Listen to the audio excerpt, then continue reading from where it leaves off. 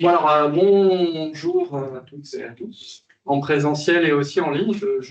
On a une dizaine de participants en ligne, un peu plus d'inscrits, donc ça va peut-être se remplir. D'ailleurs, Laura, il faudra qu'on surveille si les gens qui veulent nous rejoindre. Juste de précise pour tout le monde, mais en particulier, enfin non pour tout le monde, on a déjà lancé l'enregistrement parce que Jean-Luc, vous avez accepté qu'on enregistre votre présentation. Sauf oubli de notre part, on arrêtera à la fin de la présentation pour enregistrer la discussion, mais pour avoir la trace de la présentation, on essaye de faire ça à chaque fois. Mais voilà, donc sachez que cette partie-là est enregistrée. Voilà. Alors juste, donc nous sommes à la 4e plus 1 en fait, parce qu'il y a eu une séance 0 du séminaire ETIUS, parce qu'il a fallu trouver un nom, qui est pour éthique des technologies à l'interface université-société. C'est un séminaire qui s'insère dans le cadre d'un projet recherche-action qui s'appelle Nouvel humanisme au temps des neurosciences et de l'intelligence artificielle, où le but est de que l'université amène les ressources dont elle dispose pour aider à des réflexions éthiques en société sur les thématiques de l'IA et des neurosciences. Mais du coup, ça pose, ce qu'on essaye de faire dans ce projet-là, ça pose des questions assez fondamentales sur qu'est-ce que ça veut dire pour l'université et les universitaires de participer et comment à ces réflexions-là. Et donc, du coup, on a engagé dans le cadre du projet une réflexion d'arrière-plan dont le séminaire fait partie, sur ces sujets-là. Et donc, on a eu la première séance officielle, on va dire, une approche sociologique par Christine Glass-Bouter sur la notion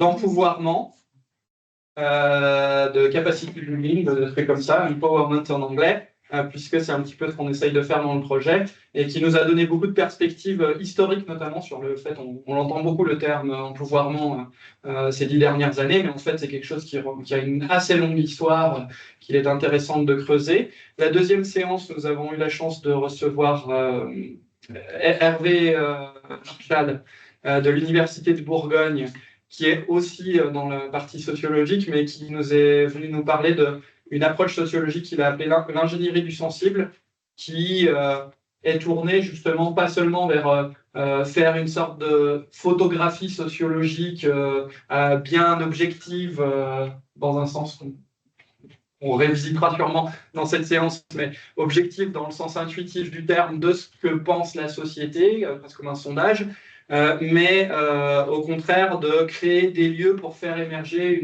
une pensée en commun très enracinée dans les territoires. Vous pouvez retourner au site web pour en savoir plus sur ces premières séances. Et donc la dernière séance qui était en mars, si je me souviens bien, nous avons reçu Bernadette Benzaud-Vincent et Gabriel Dort qui sont venus nous parler de la place de l'expertise en société en insistant sur défiance et méfiance. Alors l'idée c'était de ne pas se méfier de l'expert par principe, mais d'avoir une forme de défiance constructive qui soit, je mets au challenge, je challenge les experts, je ne les prends pas comme du passif, je leur demande de nous soutenir, je suis dans la critique constructive, j'interroge, voilà. Et donc aujourd'hui, pour cette 4e séance, je suis ravi d'accueillir Jean-Luc Barthélémy qui nous a fait l'honneur et la joie d'accepter notre invitation. Merci Stéphane pour la médiation aussi. Et donc Jean-Luc, vous êtes chercheur à la HDR au Centre d'éthique contemporaine de l'Université de Tours, professeur agrégé de philosophie et docteur en épistémologie. Vous êtes un simondonien reconnu, grand spécialiste de Simondon. Vous avez dirigé les cahiers de Simondon jusqu'en 2015 et le Centre international des études simondiennes de 2014 à 2019.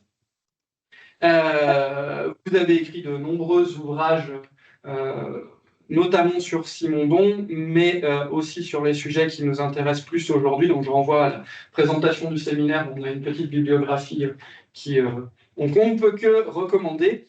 Et donc aujourd'hui, je vais reprendre le titre propre de votre intervention. Voilà, vous allez nous parler d'Anthropocène et Nouvelle Lumière, refonder le droit sans le contrat social.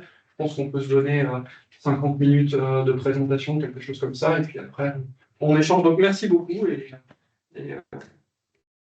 la scène est à vous, pour ne pas dire the floor is yours.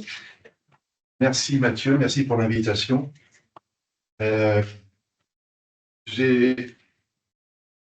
J'accorde à cette conférence un statut un peu particulier parce que, comme je l'ai précisé dans une annonce que j'avais faite, en fait, cette conférence va me servir à faire la synthèse de quelques grands aspects de mon travail depuis 2018. Et elle va me servir, donc, grâce à cette synthèse, à faire la transition vers un ouvrage que j'ai intention d'écrire à partir de l'an prochain. Là, je termine un ouvrage sur la méthode en philosophie, et après, j'envisage donc d'écrire ce que j'aimerais intituler une critique de la raison désirante, qui serait donc, pour le dire sous forme d'humour, ce serait la critique que Kant n'a pas écrite et qui remettrait tout en question. Parce que, comme je le dis dans mon titre, il s'agit pour moi, en cette époque qui est absolument catastrophique sur le plan climatique et écologique en général, et qui est une époque de crise et non plus de catastrophe. Il faut distinguer les deux. C'est une époque de crise dans tous les domaines de notre existence. Eh bien, je crois qu'on n'a plus le choix. Nous n'avons plus le choix. Nous devons absolument tout repenser en cultivant le penser par soi-même de la façon la plus radicale, et donc en faisant rupture avec tout ce qu'on avait, avec tous nos modes de pensée précédents. Autrement dit, il faut faire le même type de geste que Kant, vous savez qu'en philosophie, il y a après Kant, il y a avant Kant et après lui. Hein, il y a clairement un avant Kant et un après Kant, parce que Kant a révolutionné tous les domaines de la philosophie. Il est le sommet des Lumières franco-allemandes du XVIIIe siècle. Et aujourd'hui, nous n'avons plus le choix face à ce qui nous arrive. Nous devons absolument tout repenser avec le même genre d'ambition. On n'a pas le choix, en fait. Pas le choix de ne pas être ambitieux. Parce qu'il y va de la survie de l'espèce humaine, hein, à travers celle de la biosphère, de l'équilibre de la biosphère, du moins. Et donc, nous devons absolument avoir l'ambition de remplacer les dites lumières par de nouvelles lumières qui penseraient tout à fait autrement. Mais évidemment, avec le point commun fondamental, il s'agit, comme l'ont fait les Lumières, de penser vraiment par soi-même, en rompant avec tout ce qui précède. La grande conquête des Lumières, la plus grande conquête sans doute des Lumières, ce sont les droits universels de l'être humain.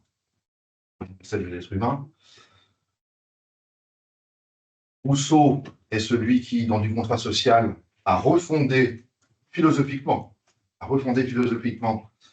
le droit pour rompre avec un droit monarchique et nous introduire à l'égalité des droits entre tous les hommes. Donc, la Déclaration universelle des droits de l'homme et du citoyen est venue sanctionner cette capacité à repenser les choses pour fonder des droits désormais universels. C'est la grande conquête de l'époque des Lumières. Et aujourd'hui, je pense que à l'intérieur de la tâche qui consiste à tout repenser, vraiment tout, tous les domaines de philosophie doivent être reconstruits autrement. Eh bien, à l'intérieur de cette grande tâche et au télos de cette grande tâche, but ultime, nous devons construire une nouvelle pensée politique, une nouvelle philosophie politique, qui permettrait d'accorder des droits aux non-humains. Donc, les droits de l'homme, les droits universels de l'homme, seraient englobés dans des droits qui seraient, cette fois-ci, qui ne seraient plus réservés à l'être humain, mais qui seraient des droits du non-humain. Donc ça fait partie de mes grandes tâches, à l'intérieur donc de quelque chose qui est global, hein, et dont j'ai posé la structure. J'ai donné la structure et le programme en 2018 dans mon ouvrage de la Société de l'invention, et le sous-titre était plus révélateur que le titre, parce que la Société de l'invention, ça peut tromper, hein, ça peut tromper. On pense à l'invention technologique, surtout que l'on sait que je suis spécialiste de Simon Bon, donc on se dit, voilà, il nous a fait un livre sur l'invention technologique, c'est pas du tout ça. La société de l'invention, c'était l'idée d'une société qui invente une autre façon de penser et de vivre. Et donc, j'avais donné la structure et le programme en quatre chapitres qui constituent la deuxième partie de l'ouvrage, la structure et le programme de cette reconstruction globale des domaines du philosophé.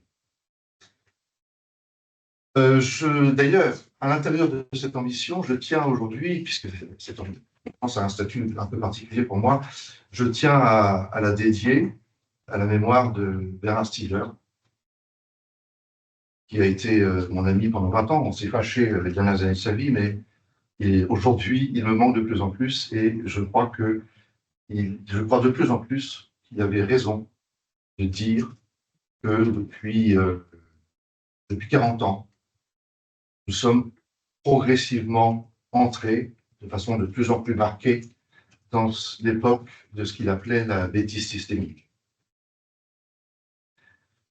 Quand je dis nous, c'est le monde cette fois-ci. Ce n'est pas telle ou telle nation qui serait prise dans un délire collectif du type du national-socialisme des années 30. Non, c'est le monde.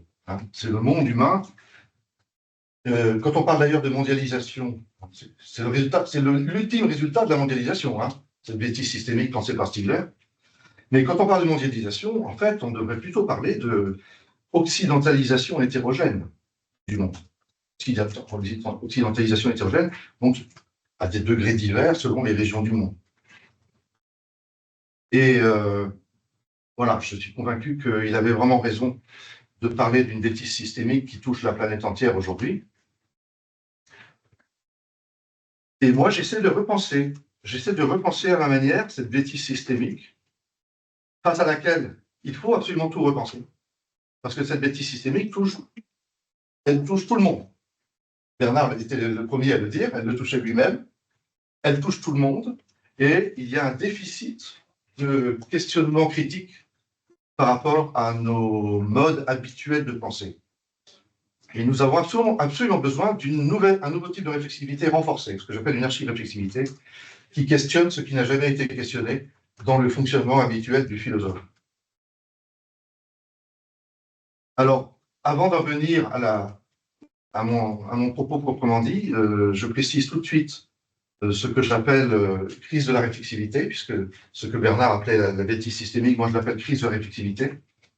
Et cette idée de crise de réflexivité concerne, dans mon travail, elle concerne le problème du sens, de notre rapport au sens, et le problème de ce qu'il est convenu d'appeler la crise du sens, que je rebaptise crise de la réflexivité. Et la bêtise systémique dont parlait Bernard sera englobée dans une crise de réflexivité plus large. Parce qu'il y a trois formes en réalité, il y a trois formes de réflexivité. Il y a la réflexivité à l'intérieur du savoir.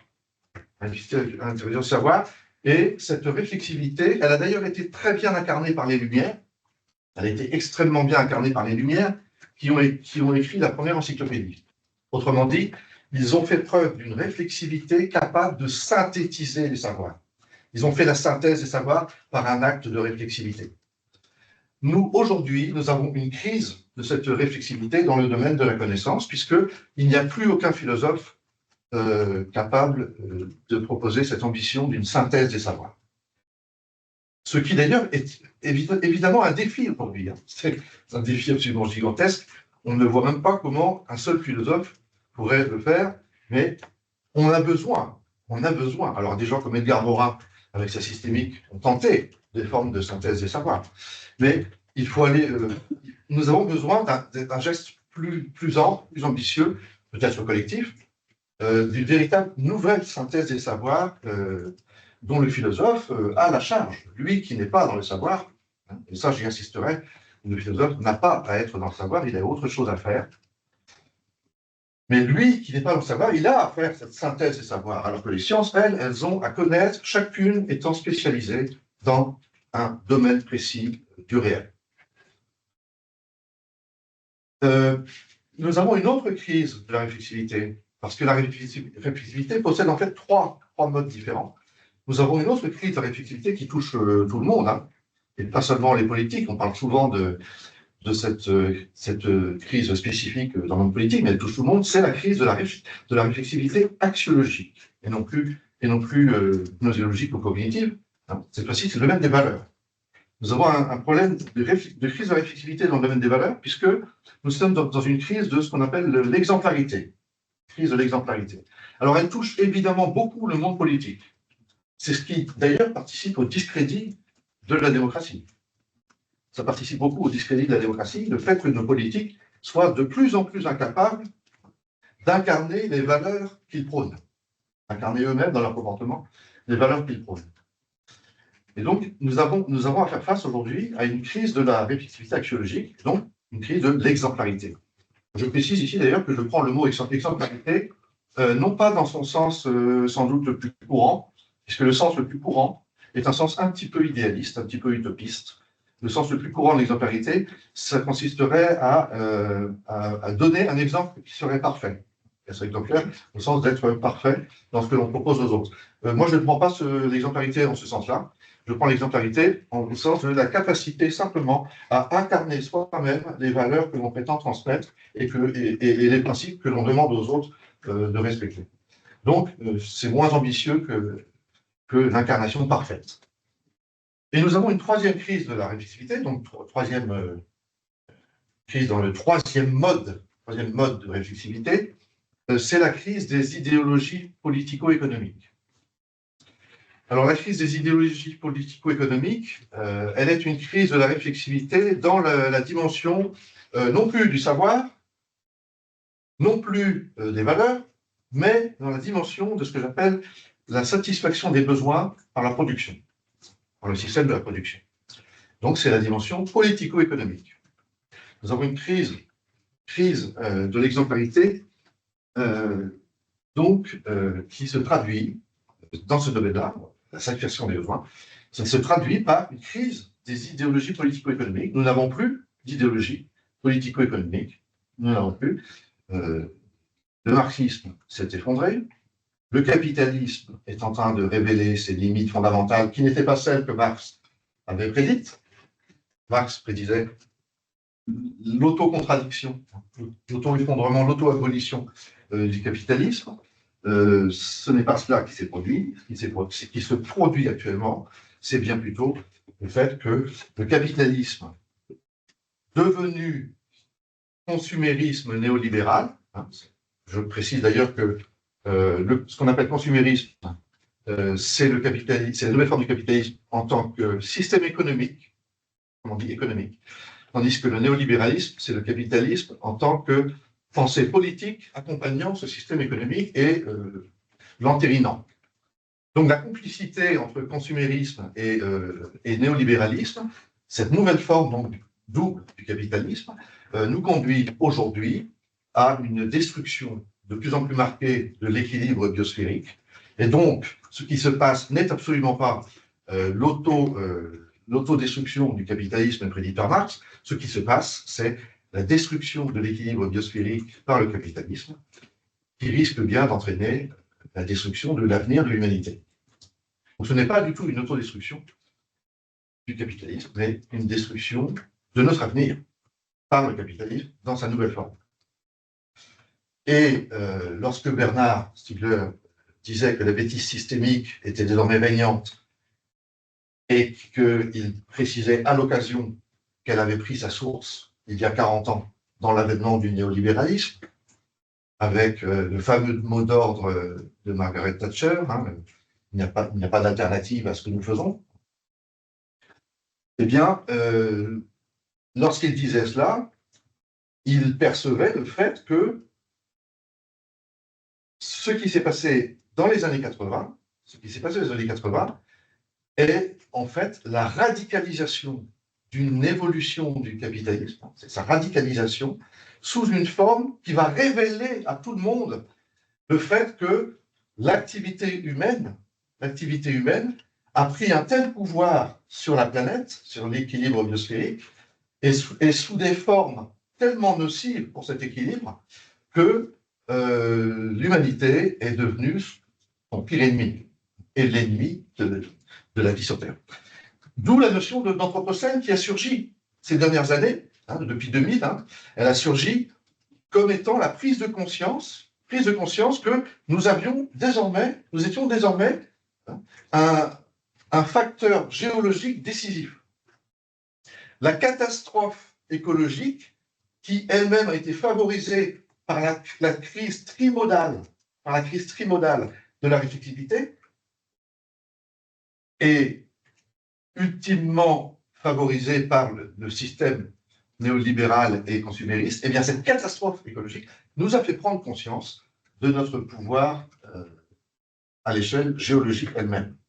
C'est-à-dire que nous sommes destructeurs au niveau biosphérique, nous sommes destructeurs au niveau atmosphérique, nous sommes destructeurs au niveau hydrosphérique, et nous sommes même destructeurs au niveau de la couche terrestre. Alors, j'en viens donc de ce fait-là à l'idée d'anthropocène par laquelle j'avais entamé le résumé de la conférence. Je ne vais pas rentrer ici dans la discussion. Sur l'appellation. Est-ce qu'on a raison d'appeler ça l'anthropocène? Je l'ai fait dans 2 livres.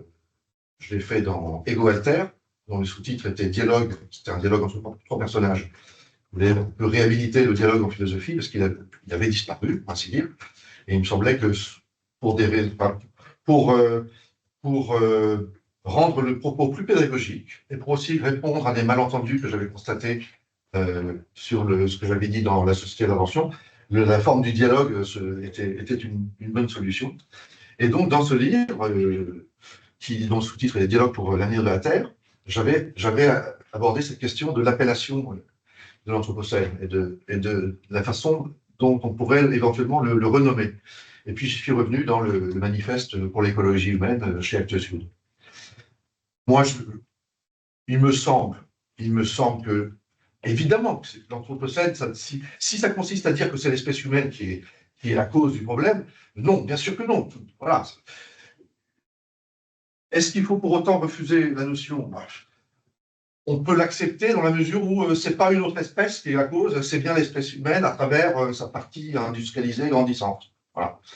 Mais si on veut effectivement être plus précis, on pourrait dire que...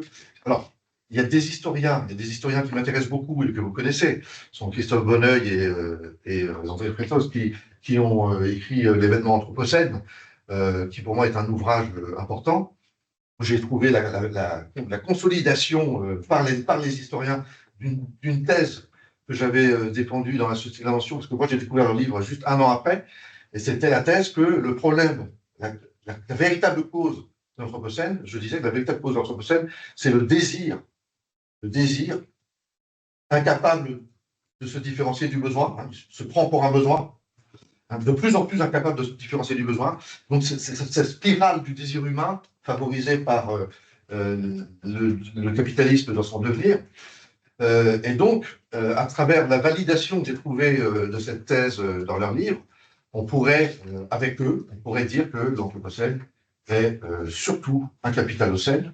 Moi, je préférerais peut-être dire un techno-capitalocène, puisque c'est aussi notre puissance technologique qui est en cause dans l'économie capitaliste, telle que justement elle met en œuvre et utilise cette puissance technologique pour obtenir, dans l'obtention de ces buts, hein, c'est-à-dire dans l'obtention de buts qui ne sont pas réfléchis du point de vue de leur compatibilité avec l'équilibre biosphérique.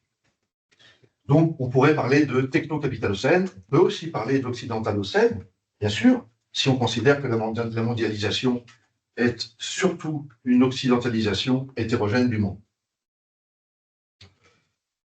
Donc voilà pour le débat, je ne reviens pas davantage dessus, hein, le débat sur l'appellation de ce processus qui pour moi est incontournable.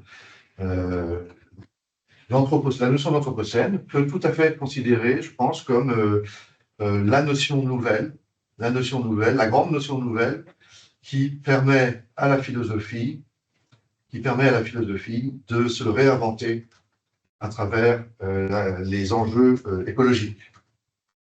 Puisque le télos de la philosophie a toujours été la philosophie politique, parmi les branches de la philosophie, le télos ultime a toujours été la philosophie politique et qu'aujourd'hui, le télos doit être une nouvelle philosophie politique, c'est ce dont je vais vous parler, une nouvelle philosophie politique dont le cœur est la philosophie du droit, et il s'agit pour moi donc de repenser les fondements même du droit, d'une manière tout à fait différente de ce que les Lumières ont fait, repenser les fondements même du droit, afin de, là je vous donne un autre but possible qui me semble important dans l'entreprise, refonder la philosophie du droit afin de l'unifier avec l'écologie politique et l'économie politique.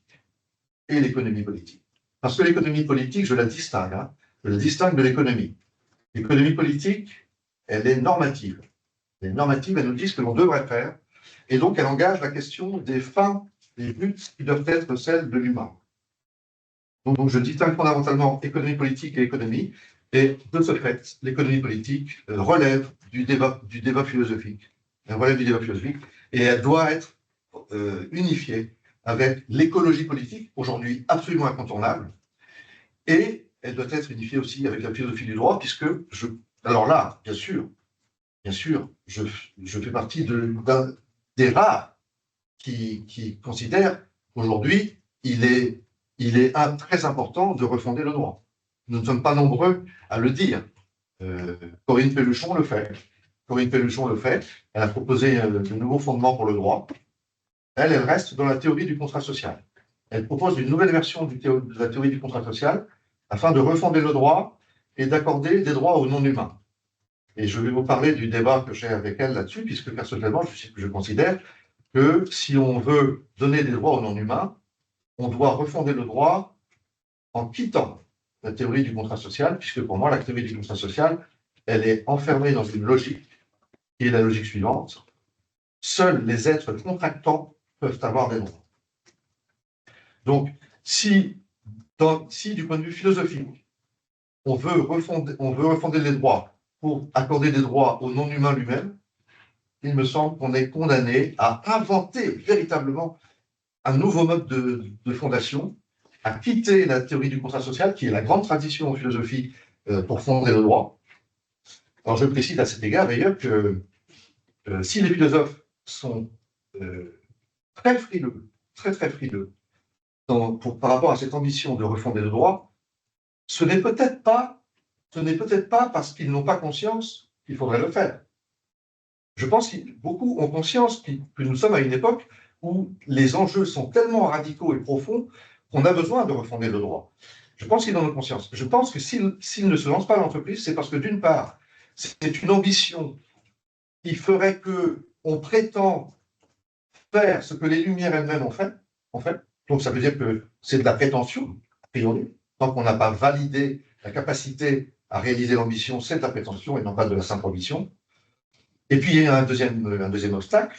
Le deuxième obstacle, c'est qu'aujourd'hui, ce qui est dominant, c'est l'idéologie des juristes positivistes, l'idéologie des juristes positivistes qui sont non philosophes et qui considèrent que le droit est indépendant non seulement de la morale, ce qui est très vrai, le droit est indépendant de la morale, mais ils considèrent non seulement que donc, le droit est indépendant de la morale, mais qu'il est même indépendant de tout fondement philosophique notionnel. Le droit est autonome. Il n'a pas de présupposé philosophique. Ça, c'est l'idéologie des purs juristes positivistes. Or, moi, en tant que philosophe, je considère, comme les théoriciens du contrat social, là, c'est ce qu'on partage en tant que philosophe, je considère que le droit est fondé sur des notions qui sont totalement travaillées par des enjeux et des débats philosophiques. Par exemple, la notion de personne. Il n'y a pas de droit sans la notion de personne. Personne morale, personne physique. Il n'y a pas de droit sans la notion de personne. Aujourd'hui, on parle beaucoup de la personnalité juridique. On voudrait accorder, par exemple, à des fleuves ou à des lagunes, à des écosystèmes. La personnalité juridique, la notion de personnalité, est évidemment dépendante de la notion de personne, qui est au fondement même du droit.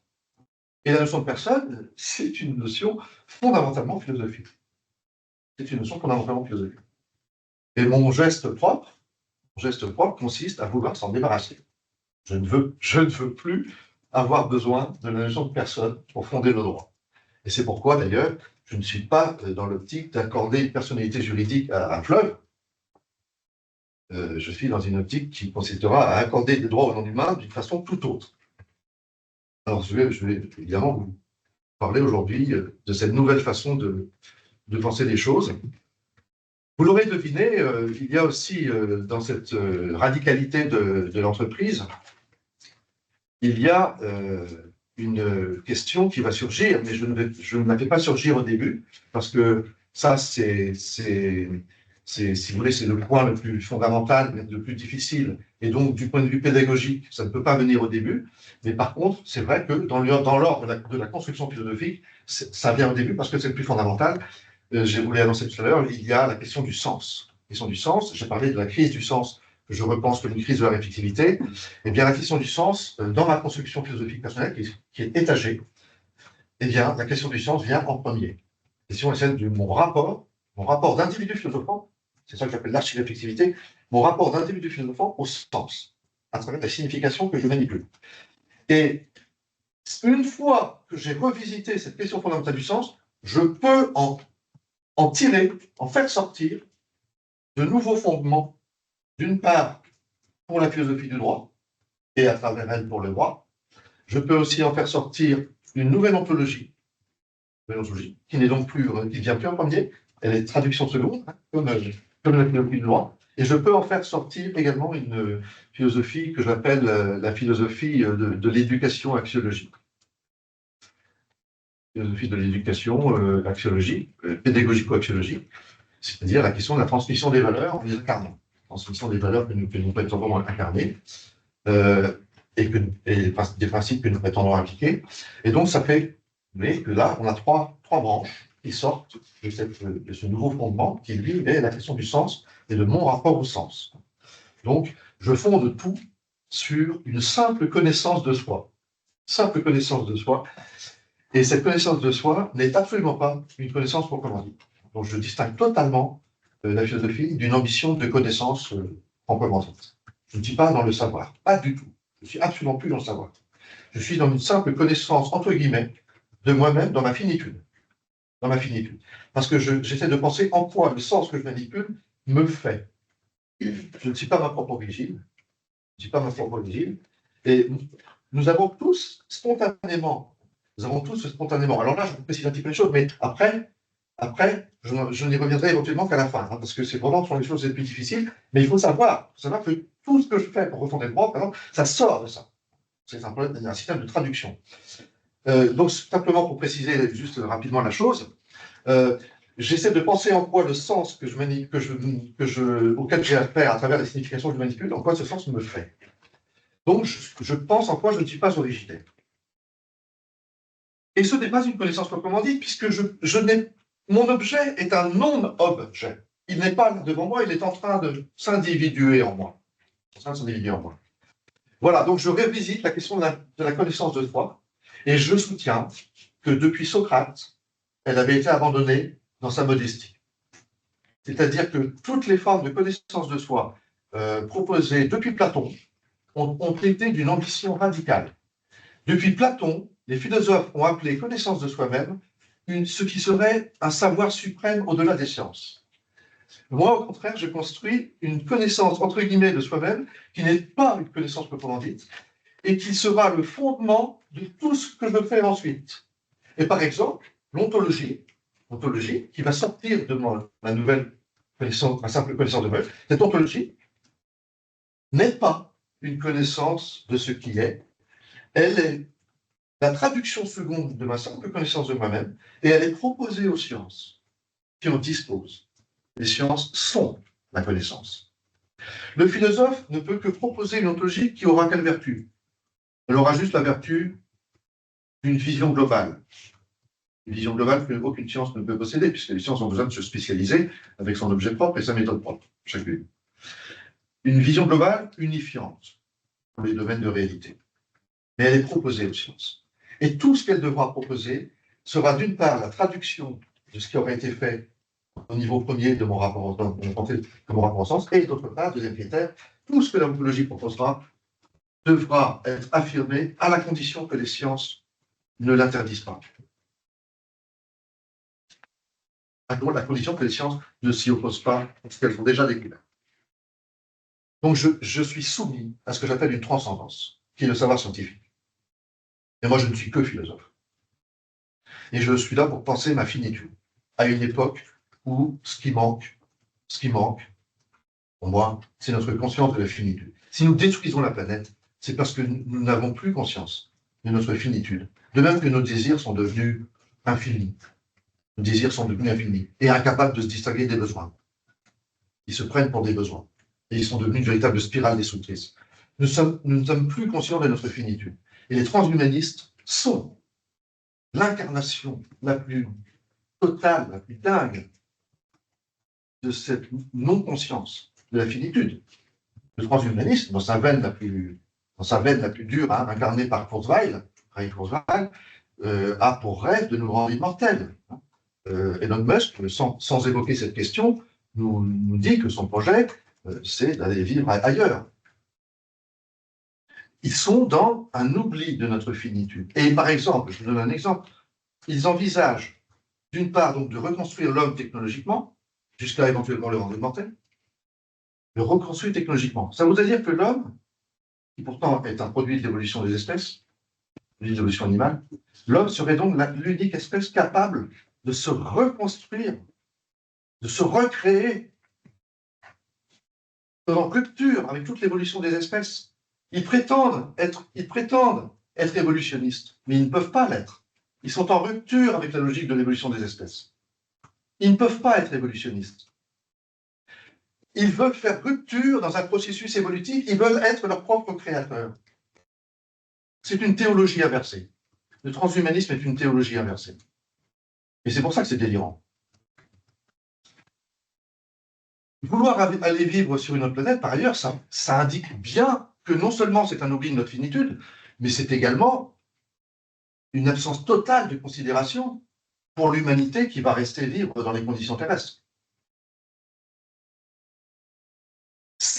Et Bernard avait raison, le transhumanisme est l'incarnation de la bêtise systémique.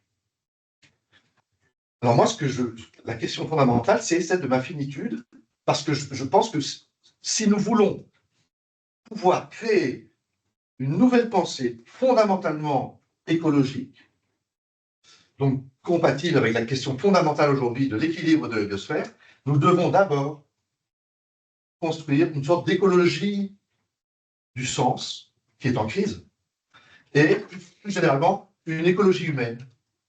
Une écologie humaine capable de penser d'une nouvelle façon et plus en profondeur notre finitude, et de l'admettre, d'admettre cette finitude, et de prendre soin de tout ce qui est absolument nécessaire à notre existence.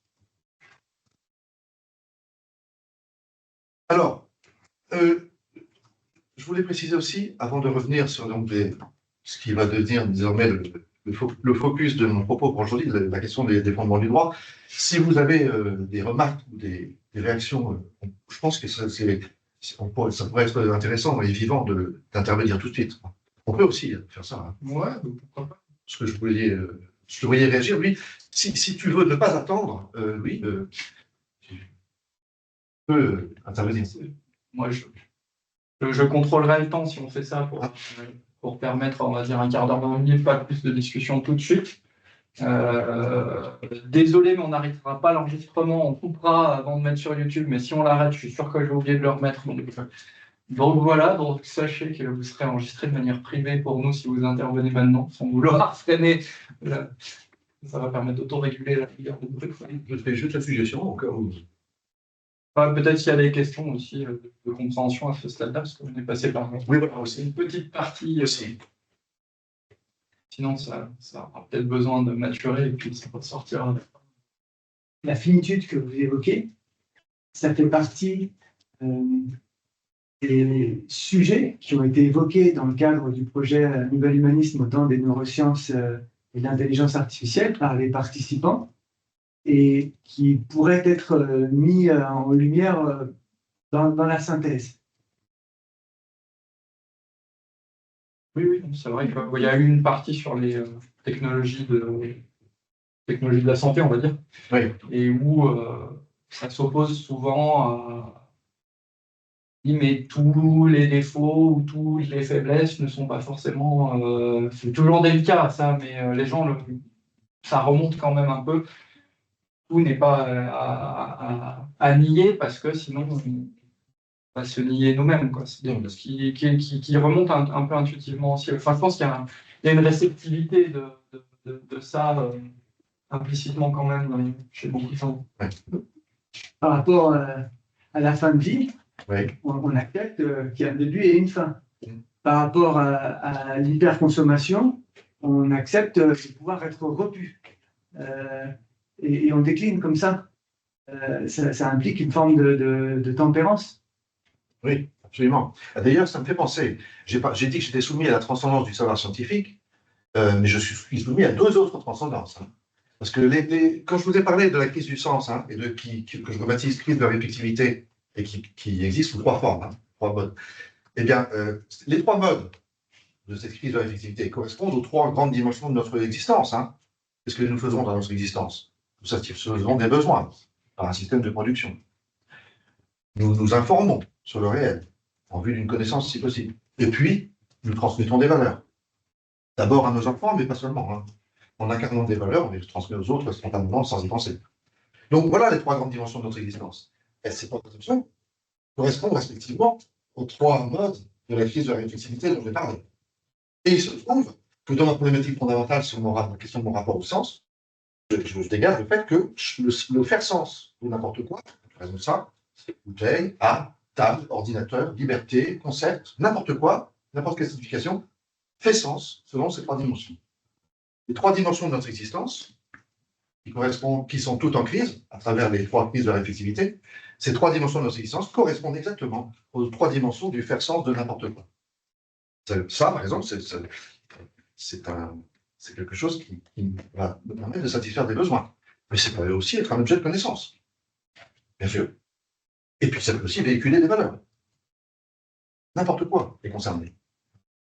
Et parce que ce faire sens ne se réduit jamais à l'unique dimension d'objet là-devant à connaître, ob, ça veut dire là-devant. Hein. Objectum en latin. Ob, c'est là-devant.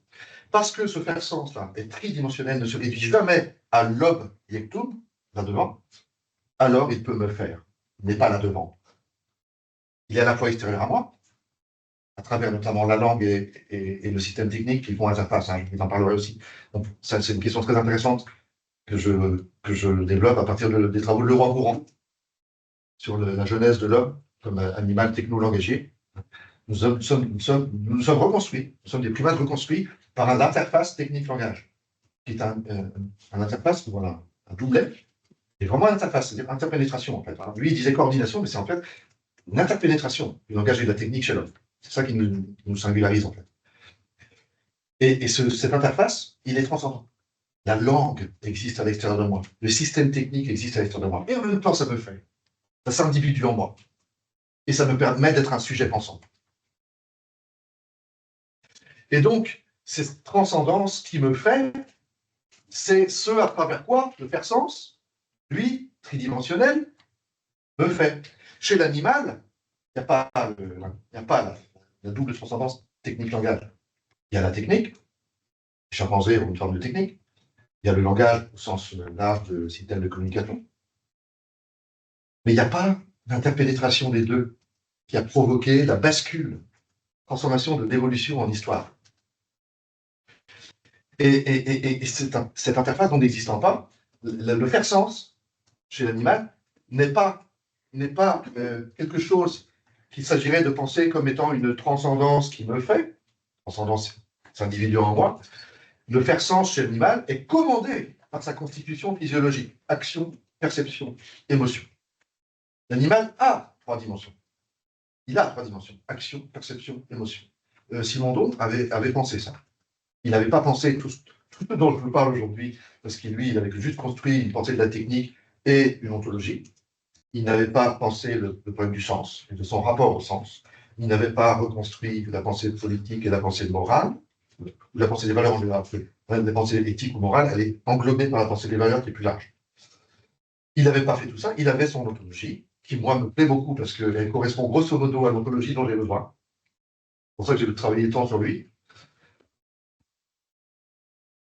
Mais il avait vu, il avait pensé, il avait vu l'importance du fait que l'animal est tridimensionnel.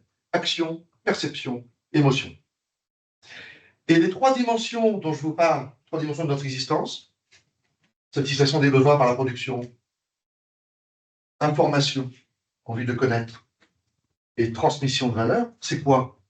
C'est le résultat d'une complexification majeure par le processus historique.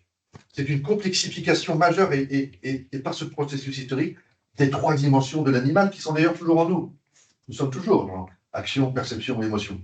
Mais nous sommes passés à aussi production, information, éducation. Pourquoi? Parce que nous sommes reconstruits techno-langagièrement.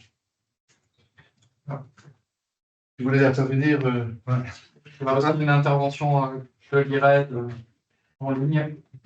Dans ce cas, tu exprimes que je connais bien, puisque ce sont des longtemps, je me pose la question, est-ce qu'il n'y a pas une crise aussi dans de l'expression au niveau langagier? Parce que, bien sûr. Et là je rejoins Kassirov, c'est-à-dire qu'il y a un aspect qui est, quand il dit qu'il y a deux formes, il y a quatre formes d'expression de la connaissance, deux qui sont de l'ordre du logos, c'est-à-dire qu'ils ne sont pas une sémantique, une syntaxe établie, et il parle de mythologos, théologos, pour parler de cette cassure symbolique quand je me fais, et de celle qui est j'ai foi en quelque chose, auquel je crois plutôt que je l'exprime sous une sémantique, une syntaxe, donc ça c'est logos, et la deuxième c'est langage de l'art, qui ensuite donne forme au langage des sciences. Et je crois que là aussi, il y a une crise énorme aujourd'hui dans l'expression. Bien sûr, mais bien sûr, oui. Et ça, c'est une des nombreuses, très nombreuses conséquences des trois crises plus globales dont j'ai parlé. Il y a tellement de conséquences à dénoncer.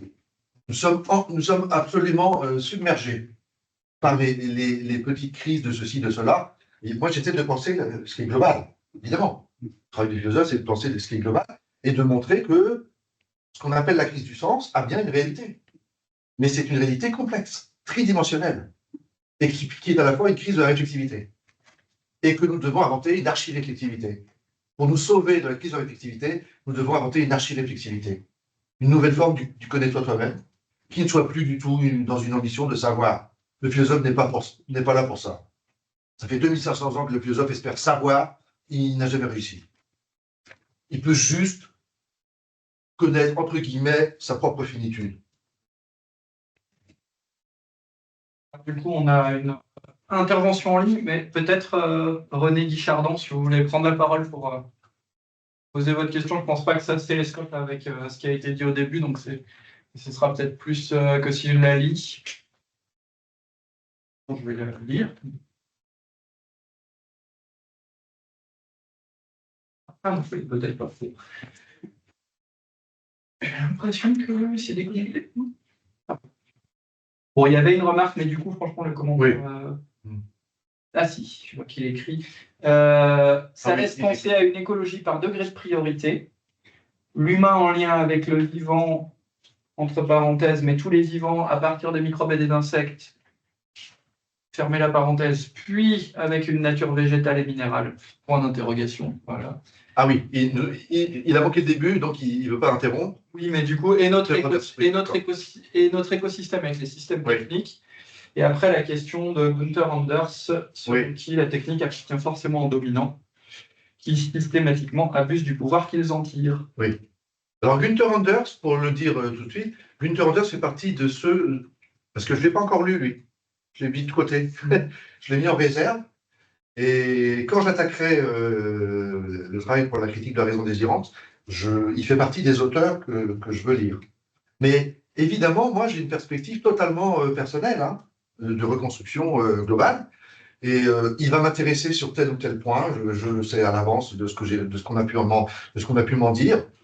Par exemple, je vous donne un exemple. Il semblerait, c'est à vérifier en allant dans les textes, il semblerait qu'il a été un des premiers à parler d'une inversion de l'utopie. L'idée d'inversion de l'utopie.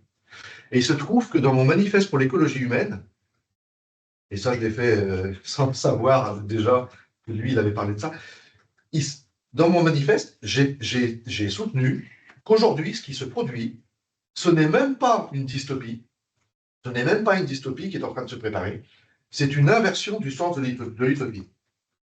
J'ai soutenu ça.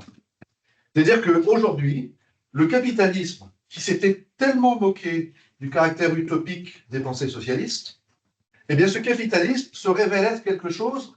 Alors certains, il y a eu une mode, il y a eu une mode de la dystopie, certains voudraient qualifier le capitalisme de dystopie en train de se révéler comme tel.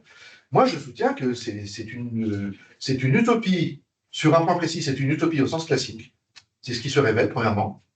Lui qui s'était tant moqué du caractère utopiste des pensées socialistes, il a son propre côté utopiste au sens classique sur un point précis. C'est le problème de la croissance infinie dans un monde dont les ressources sont finies. Sur ce point précis, le capitalisme se révèle aujourd'hui utopiste. Mais derrière cela, il est utopiste d'une nouvelle façon complètement renversante, qui consiste à inverser le sens même de l'utopie. Pourquoi? Et ce n'est même pas de la dystopie, c'est plus grave que ça. Parce qu'il est en train de préparer le fait que le monde, au sens d'habitabilité, ne sera plus possible. Autrement dit, ce qui est impossible, ce n'est pas de réaliser une théorie dans la pratique, ça c'est le sens classique. C'est vrai qu'il a un côté utopiste au sens classique, à travers l'idée de croissance infinie. Ça fait partie de la théorie économiste classique, capitaliste, pardon, qui ne pourra pas se réaliser. Il ne pourra pas obtenir la croissance infinie dans un monde aux ressources finies. Donc, sur ce point précis, il est utopiste au sens classique. Mais par ailleurs, puisqu'il prépare la destruction du monde, de l'équilibre biosphérique comme habitabilité, eh bien, il présente quelque chose de révolutionnaire et catastrophique, bien sûr. C'est que ce qui est utopique, là, pour le coup, ce n'est plus la réalisation d'une théorie. La théorie, elle est dominante. La théorie est dominante, elle domine le monde. C'est elle qui nous met dans cette situation. La théorie, elle domine le monde. Donc, ce qui se révèle cette fois-ci, c'est pas que la théorie ne puisse plus se réaliser, c'est le fait que cette théorie-là, par le fait qu'elle domine le monde, est en train de détruire ce monde. Donc, ce qui devrait devenir impossible, ce n'est pas la réalisation de la théorie, c'est le monde. Et si c'est le monde qui devient impossible, on a bien une inversion du sens de l'utopie.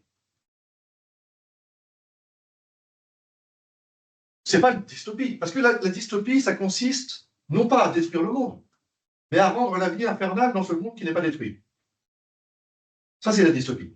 Notre vie va devenir un cauchemar dans le monde dont la destruction n'est pas pensée. Par contre, là, nous avons affaire à une destruction du monde comme habitabilité. Donc, je soutiens, et alors, il semblerait que Günther Anders ait déjà proposé la notion d'inversion de l'utopie, et je ne sais pas quel sens elle avait chez lui. Je ne sais pas quel sens elle avait chez lui. Je le saurai bientôt en le lisant, quand j'aurai fini ce que je fais maintenant. Donc, maintenant, je vais en revenir. Je reviens à ce qui sera donc l'objet principal, c'est-à-dire la question de la transformation du droit. Vous avez compris une chose, c'est qu'aujourd'hui, je ne vais pas repartir de la problématique fondamentale pour montrer comment j'en fais sortir la refondation du droit par traduction. Je vais attaquer la théorie du contrat social pour faire une sorte de démonstration par l'absurde de la validité des nouveaux fondements que je vais proposer. Et je vais aussi montrer en quoi les théoriciens du contrat social se sont progressivement ouverts, sans l'avouer, à un nouveau discours que j'essaie de développer. Parce que, une fois qu'on a compris, une fois qu'on a admis que les juristes positivistes sont naïfs et que les fondements notionnels du droit sont bourrés de débats, d'enjeux et de débats philosophiques, alors on peut accorder une importance aux philosophes du droit et notamment aux théoriciens du contrat social. Pourquoi? Parce que jusqu'à présent, ce qu'ils ont proposé, c'est la meilleure fondation philosophique du droit. tel qu'il existe. C'est la meilleure fondation philosophique du droit tel qu'il existe. La théorie du contrat social, c'est une théorie qui nous dit que pour avoir des droits, il faut posséder un libre arbitre, être une personne possédant un libre arbitre et capable de passer le contrat avec tous les autres. Et donc, ça débouche sur un droit démocratique, l'égalité des droits. Donc c'est né avec Rousseau dans du contrat social. Ça a pris de nouvelles formes ensuite, notamment chez le grand philosophe politique John Rawls, qui est le plus grand philosophe politique sans doute au XXe siècle, et dont l'ouvrage majeur, La théorie de la justice, propose une nouvelle version du contrat social que je trouve géniale. Elle est géniale, puisque cette nouvelle version du contrat social consiste à imposer ce qu'il appelle le voile d'ignorance. C'est-à-dire que les êtres contractants, les personnes dotées de libre arbitre qui contractent, aucune d'entre elles ne sait qui elle est. Voile d'ignorance. Aucune d'entre elles ne sait qui elle est. Ce qui va permettre de ne pas défendre des intérêts personnels. Elle est géniale, cette nouvelle version du contrat social. Mais, au premier chapitre de la théorie de la justice, alors dans l'édition française au Seuil, c'est à la page 44. Page 44, il y a un aveu qui est très important pour moi. Il y a un aveu de John Rawls qui dit ceci: je reconnais que la théorie que je propose ne peut pas régler la question des animaux et de leurs droits. Et il avoue que la théorie a des limites. Il le dit, clairement. La théorie a des limites. Et ensuite, il va ajouter que pour régler la question des droits des animaux, il faudrait de nouveaux fondements métaphysiques, une nouvelle métaphysique. Moi, je pense que ça, c'est pas du tout, je pense que c'est vraiment pas la voie. Il faut refonder le droit sans avoir besoin d'une quelconque métaphysique. Il faut refonder le droit à partir de la simple connaissance de moi-même dans ma finitude. Voilà. Et on n'a pas besoin d'une nouvelle métaphysique pour de nouveaux fondements du droit. Mais évidemment, si on réinvente tout comme je prétends le faire, évidemment, on va sortir de la théorie du contrat social dans laquelle Rawls se situe. Alors, il y a un deuxième endroit dans la théorie de la justice où il fait le même aveu. Et ce qui est symptomatique pour moi, c'est le fait que cet aveu vient à la page 44 et ensuite il revient à l'avant-dernier chapitre.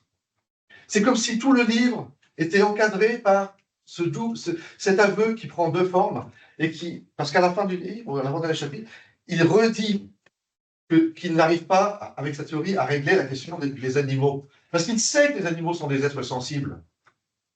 Il sait que les animaux sont des êtres sensibles. Il sait que les animaux ont une conscience. Et il sait qu'il faudra bien leur accorder des droits. Mais il ne voit pas comment. Puisque dans la théorie du contrat social, seuls les êtres dotés de libre arbitre et capables de faire le contrat peuvent avoir des droits.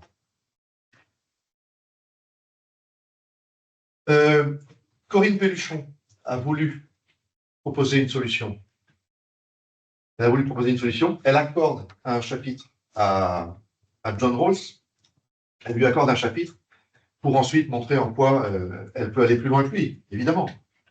Puisque elle, tout en restant dans le contrat social, elle entend donner des droits aux animaux. C'est une véritable philosophe animaliste. Alors sa solution est la suivante. Au moment où nous passons tous le contrat, au moment où les êtres humains dotés de libre arbitre passent le contrat, ils doivent entendre ceci: ils auraient pu être des animaux. Ils auraient pu être des animaux. Et donc, ils vont accorder des droits aux animaux de ce fait. Ça c'est sa solution. Ce geste qui consiste à dire « j'aurais pu être toi », moi je le pratique, mais ailleurs que dans la réforme du droit. Je le pratique dans le cadre de la dimension, ce que j'appelle la dimension axiologique du sens. Alors que le droit, pour moi, c'est la question des fondements du droit se situe dans la dimension politico-économique, c'est-à-dire la satisfaction des besoins, et non pas la transmission des valeurs. Dans la question éthique, moi, effectivement, je fais ce geste-là. J'aurais pu être toi. Je développe une pensée de l'exemplarité et de l'ouverture à l'autre à partir de là. Par rapport à Pelluchon, mon argument critique est le suivant. si on commence à faire un geste qui consiste à dire que j'aurais pu être un animal, alors on introduit dans la théorie du contrat social un grain de sable qui va faire que la logique de cette théorie doit déboucher sur autre chose. C'est un geste qui n'appartient pas à la logique même du contrat social. Elle pratique un geste qui n'appartient pas à la logique du contrat social. La logique intrinsèque du contrat social, c'est que seuls les êtres contractants dotés de libre arbitre peuvent posséder des droits. Elle introduit quelque chose qui vient d'ailleurs. Et ce qui m'intéresse, si vous voulez, c'est toute cette évolution de la théorie du contrat social qui introduit de plus en plus de choses. Chez Rawls, on avait un aveu de limite de la théorie. Chez Péluchon, on a l'introduction d'un geste qui n'appartient plus à la logique du contrat social. Par ailleurs, chez Rawls, on a quelque chose qui apparaît aussi chez Péluchon, qui est une nouvelle chose qui m'intéresse, c'est que à plusieurs reprises, Rawls rebaptise les droits fondamentaux, ce qu'il appelle les droits fondamentaux, il les rebaptise les besoins fondamentaux. Les besoins fondamentaux. Alors certes, certains me diront, il le fait parce qu'il est en dialogue avec les utilitaristes. Il est en dialogue avec les utilitaristes pour lesquels la notion de besoin peut avoir son importance. Oui, mais ce contexte-là, ce contexte historique, ne suffit pas à justifier qu'il parle de besoins fondamentaux. S'il parle de besoins fondamentaux, c'est parce qu'il a déjà conscience que ce qui fait vraiment droit, ça c'est ce que j'essaie de penser aujourd'hui, ce qui fait vraiment droit, c'est pas le fait d'être une personne de libre arbitre, ce qui fait vraiment droit, c'est d'avoir des besoins en souffrance. Je réhabilite une expression française qui avait disparu. Hein. La notion l'expression de besoin en souffrance avait disparu de la langue française, pour ainsi dire, à tel point que quand j'utilise, parfois on me dit ça veut dire quoi? Un besoin est par définition susceptible de souffrir s'il n'est pas satisfait. L'expression besoin en souffrance, ça veut dire besoin en attente de satisfaction. La langue française utilisait cette expression. Je pense que là, on a affaire à une disparition qui est symptomatique d'un appauvrissement de la langue et de la pensée avec. Le besoin est par définition susceptible de souffrir s'il n'est pas satisfait. Et ma conviction, et ça, cette conviction, c'est pas juste comme ça, c'est une conviction qui vient de ma nouvelle fondation philosophique fondamentale, et de cette traduction ensuite. Ma conviction, c'est que dans ma non-origine, je vais vous le faire en résumé, si vous voulez, opération de traduction, dans ma non-originalité, je suis un être qui a des besoins à satisfaire pour se maintenir dans l'être. Ces besoins à satisfaire me conduisent à rencontrer, pour les satisfaire, ces besoins, à rencontrer d'autres êtres qui vont me nourrir, qui vont satisfaire mes besoins. Mais le problème, c'est que ces autres êtres, ils ont leurs propres besoins à satisfaire aussi. Je suis en dette de la biosphère pour satisfaire mes besoins. Je ne suis pas originaire, je ne suis pas ma propre origine. Je suis en dette de la biosphère pour me satisfaire dans mes besoins. Et cet être en dette va rencontrer les besoins en souffrance des autres êtres. Et ça va créer le faire droit réciproque de nos besoins.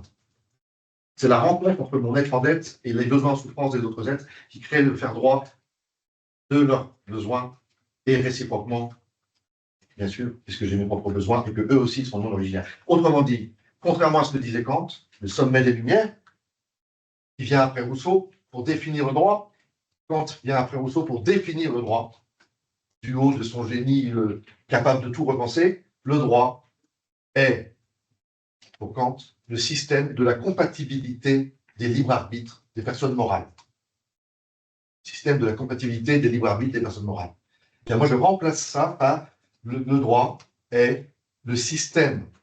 Alors, vous allez voir, on est en pleine relativité. Pas relativisme, surtout pas relativisme, mais relativité, complexification.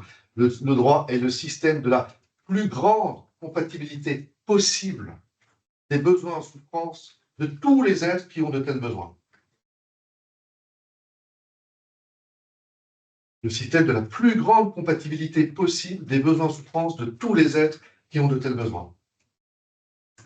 Autrement dit, quand je tue un animal pour satisfaire mes besoins, il s'agit de le penser comme un sacrifice nécessaire à la satisfaction de mes besoins, mais vraiment nécessaire. Sinon, je ne le tue pas. Il faut le rendre compatible le plus possible les besoins en souffrance de tous les êtres qui possèdent de tels besoins. Donc, il faut le penser comme un sacrifice au sein d'un système des besoins citoyen, qui fait que je suis en dette à l'égard de la biosphère et je ne sacrifie que ce qui est nécessaire à mon maintien dans l'être. C'est pour ça que je suis partisan, pour ma part, d'une nouvelle éducation, une nouvelle formation de la jeunesse. Je dis formation plutôt qu'éducation. Parce que l'éducation, quand on apprend au sens strict, c'est la transmission des valeurs. Une nouvelle formation tridimensionnelle de la jeunesse, tridimensionnelle, puisque il y a trois grandes dimensions de notre existence, une nouvelle formation de la jeunesse dans laquelle on transmettrait le souci de prendre soin de la planète. C'est devenu majeur aujourd'hui au niveau de la formation des jeunes. Et à l'intérieur de ça, de transmettre l'idée qu'on peut se maintenir dans l'être en mangeant, par exemple, 3 fois moins de viande. Et en plus, ce serait meilleur pour notre santé. Et ça participerait beaucoup moins au réchauffement climatique. Donc, évidemment, l'élevage et l'agriculture que nous avons bâtis, qui sont devenus industriels, voire intensifs, sont un facteur important du réchauffement climatique, un facteur très important de souffrance animale et un facteur important de dégradation de la santé humaine. Donc là, on agirait sur quelque chose qui est négatif sur un plan multifactoriel, en fait, pluridimensionnel. Donc, je suis partisan de l'abolition de l'élevage intensif, de la restriction majeure de l'élevage industriel non intensif. Certains vont dire que l'industriel non intensif n'existe pas, d'autres vont dire que l'industriel est très rarement intensif. En tout cas, partisan un apprentissage de la santé humaine telle qu'elle a besoin de beaucoup moins de viande et donc de beaucoup moins de sacrifices d'être. Et surtout faire en sorte que durant tout le temps de l'élevage, il n'y ait pas de souffrance. Alors que pour l'instant, nous sommes plutôt dans tendance à l'univers concentrationnaire. Est-ce qu'on a un temps de respiration? Parce que je pense qu'il y a des questions à ce stade-là, comme c'est très dense. Il y avait une question avant, je vois qu'il y a une main qui se lève. Moi, ça m'évoquait aussi des questions, mais peut-être que c'est dans 5 minutes qu'il faut rouvrir une... On peut, Mathieu. Oui. Super. Eh ben, bon, on prendra en ligne après, mais allez-y. J'avais une question sur, moi, la critique que je porte contre la théorie du contrat social telle qu'elle est repensée par Rawls, c'est qu'elle généralise en fait l'égoïsme, parce qu'en fait, on se dit c'est parce que moi, je pourrais être dans une situation défavorable que du coup, je demande des droits pour les plus faibles. Donc, c'est pas en tant qu'être sensible et altruiste, c'est que si moi, je suis dans une situation difficile, alors il faut que je me donne des droits. Mais juste là, d'un point de vue juste logique, je me posais la question, comme quand même le principe du maximine est celui qui est retenu pour Rawls pour dire justement que je pourrais être plus faible et donc il faut que je me protège moi-même. Est-ce qu'effectivement, ça peut avoir du sens simplement, logiquement, que Corinne Péluchon se dise « j'aurais pu être un animal, j'aurais pu être sans droit, donc je m'assure que ces gens-là, enfin ces êtres-là, aient des droits ». Et est-ce que du coup, c'est ce qui permettrait aussi de penser les droits aux enfants, enfin des enfants? Parce qu'eux n'ont pas de libre arbitre, n'ont pas encore une conscience d'être eux-mêmes. Et du coup, on pourrait se dire, j'aurais pu, à ce moment-là, être un enfant, donc je dois aussi garantir des droits aux enfants et aux générations qui vont advenir. Alors, l'exemple des enfants me fait penser au débat instauré par des gens que j'apprécie beaucoup parce qu'ils ont un esprit critique par rapport à Rawls et à la théorie du contrat social, et en même temps, ils sont capables d'inventer quelque chose qui fait une sorte de transition que je considère comme importante entre Rawls et puis ce que j'essaie de développer. Et ces gens dont je parle, c'est évidemment les théoriciens des capacités. Voilà. Amartya Sen et Martha Nussbaum. Et Martha Nussbaum, dans son livre Capabilité, elle adresse une critique à Rawls. Et pour les enfants, elle parle de la question d'accorder des droits aux animaux, mais aux nourrissons aussi. Et aux personnes atteintes de graves handicaps cognitifs, qui n'ont pas le libre arbitre. Et donc, elle lui adresse ça, c'est une critique que je dirais classique. Moi, j'insiste sur les critiques nouvelles que j'essaie d'apporter, mais ça, c'est une critique classique, adressée à Rawls, c'est que, à partir du moment où la théorie du contrat social dit que seuls les êtres dotés de libre arbitre et contractants peuvent avoir des droits. Alors, qu'est-ce qu'on fait des droits des nourrissons, des animaux, des handicapés mentaux profonds? Oui, bien sûr. Alors, il y a des aménagements. Dans la théorie du contrat social, il y a des aménagements. Mais ce sont des aménagements. Ce sont des aménagements. Il y a quand même un problème au niveau de la logique intrinsèque de la théorie. C'est pour ça que j'accorde de la valeur au dialogue critique instauré par Sen et Nussbaum. Et il se trouve que Sen et Nussbaum, à nouveau, introduisent la question des besoins. Moi, je veux vraiment refonder le faire droit lui-même. Hein. Qu'est-ce qui fait droit? Et qu'est-ce qui fait donc que certains êtres auront des droits? Eh bien, refonder le faire droit pour montrer que ce qui fait droit, c'est le besoin en souffrance. Et c'est la rencontre entre l'être en tête, en chacun, et les besoins en souffrance des autres. Et Créer l'être. Voilà. Mais dans la liste, je ne sais plus, c'est Nussbaum qui fait une liste des 10 droits fondamentaux pour l'être humain, etc. Est-ce que vous ne retrouvez pas cette idée de besoin de souffrance, en fait?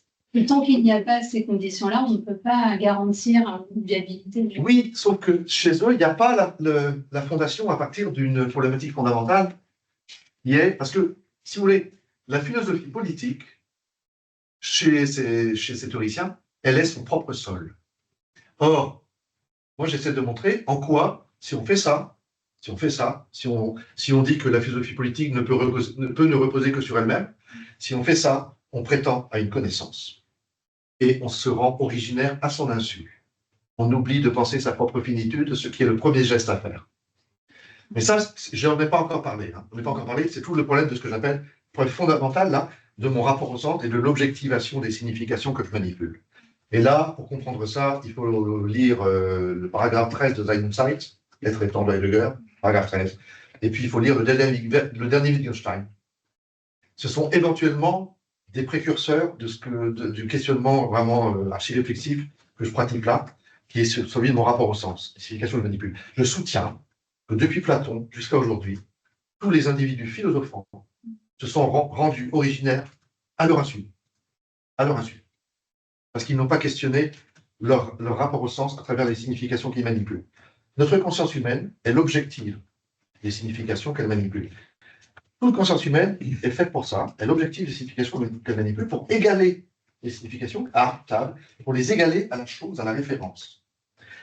Le problème, c'est qu'en faisant cela, mais nous sommes constitués comme ça. Hein, c'est sans doute le fait que notre conscience humaine a été reconstruite technologiquement, parce que le primate est devenu homme, et à cause de cette interface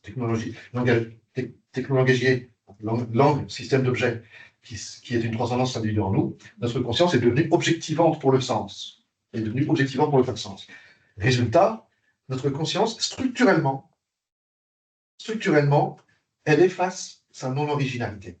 Parce qu'elle va objectiver les significations manipulées comme égalées à la référence, elle va réduire les trois dimensions du faire-sens à la seule dimension de la référence là-devant, et elle va penser, enfin pas penser, elle va poser, sans s'en apercevoir, elle va poser le sens comme égalé à la chose, et donc comme ne la faisant pas. Alors que le sens est tridimensionnel, il est en train de me faire. Au moment où ma conscience objective les significations que je manipule, le faire-sens il est en train de me faire. Donc, notre conscience est structure d'effacement de sa propre finitude. La conscience humaine, je dénonce dans mon travail le plus fondamental, je dénonce une conséquence non pensée de la structure même de la conscience humaine. Cette conséquence, c'est que quand une conscience humaine affirme quelque chose sur quelque chose, à son insu, elle se rend originaire. Et j'essaie de penser, et ça c'est tout à fait nouveau aussi, le fait que la science a trouvé un moyen pour ne plus se rendre originaire à son insu. Le sujet scientifique a trouvé un moyen pour ne plus se rendre originaire à son insu. Mais il l'a trouvé sans le savoir, parce qu'il ne s'est jamais posé la question. La question que je pose là, le scientifique ne se la pose jamais. Mais lui, il nous offre un moyen de ne pas se rendre originaire à son insu. C'est que la science, c'est une reconstruction du sujet. C'est une nouvelle reconstruction du sujet. Le primate s'était reconstruit technologiquement. Eh bien, la science a apparu avec Galilée. La science, c'est une nouvelle reconstruction du sujet par un décentrement, qui passe par des médiations. Par exemple, le sujet physicien, le sujet scientifique, le physicien, il se reconstruit comme sujet par une double médiation, mathématico-instrumentale. Et ça va l'obliger à redonner un sens différent aux notions qu'il manipule, vitesse, masse, etc. Ça va l'obliger à donner un sens différent. Il ne parle pas exactement la même chose que nous. Il s'est reconstruit mathématico-instrumentalement. Et en faisant cela, il a gagné en objectivité. Il a gagné une méthode objective capable d'un progrès. On va progresser. Galilée, Newton, Einstein. C'est la même méthode. Hein. Ce sont des théories différentes. Einstein va englober et relativiser Newton, par exemple. Mais c'est la même méthode mathématico-instrumentale. Elle a permis un progrès. Et il se trouve que tout en rendant possible une méthode objective, par ce décentrement, le scientifique rend possible autre chose, mais ça sans en apercevoir. Il rend possible le fait que le sujet humain puisse objectiver les significations, comme il l'a toujours fait, c'est sa conscience, elle est objectivante, ou le sens, et bien qu'il puisse le faire sans se rendre originaire à son insu. Parce que là, désormais, ce n'est plus le sujet scientifique en tant que sujet psychique et individu qui objective les significations. C'est le sujet reconstruit mathématico-instrumentalement, décentré. Ce n'est plus lui en tant qu'individu psychique seulement qui objective les significations. Donc il n'y a plus de face-à-face entre le sens objectivé et lui. Donc la science, sans s'en apercevoir, est un moyen non seulement de gagner en objectivité, ça son déjà aperçu, c'était son but, gagner en objectivité, avoir une méthode objective, mais sans s'en apercevoir, elle est aussi un moyen fondamental de ne pas se rendre originaire à son insu lorsqu'on objective les significations du fait de notre conscience humaine, qui est objectivante pour le sens.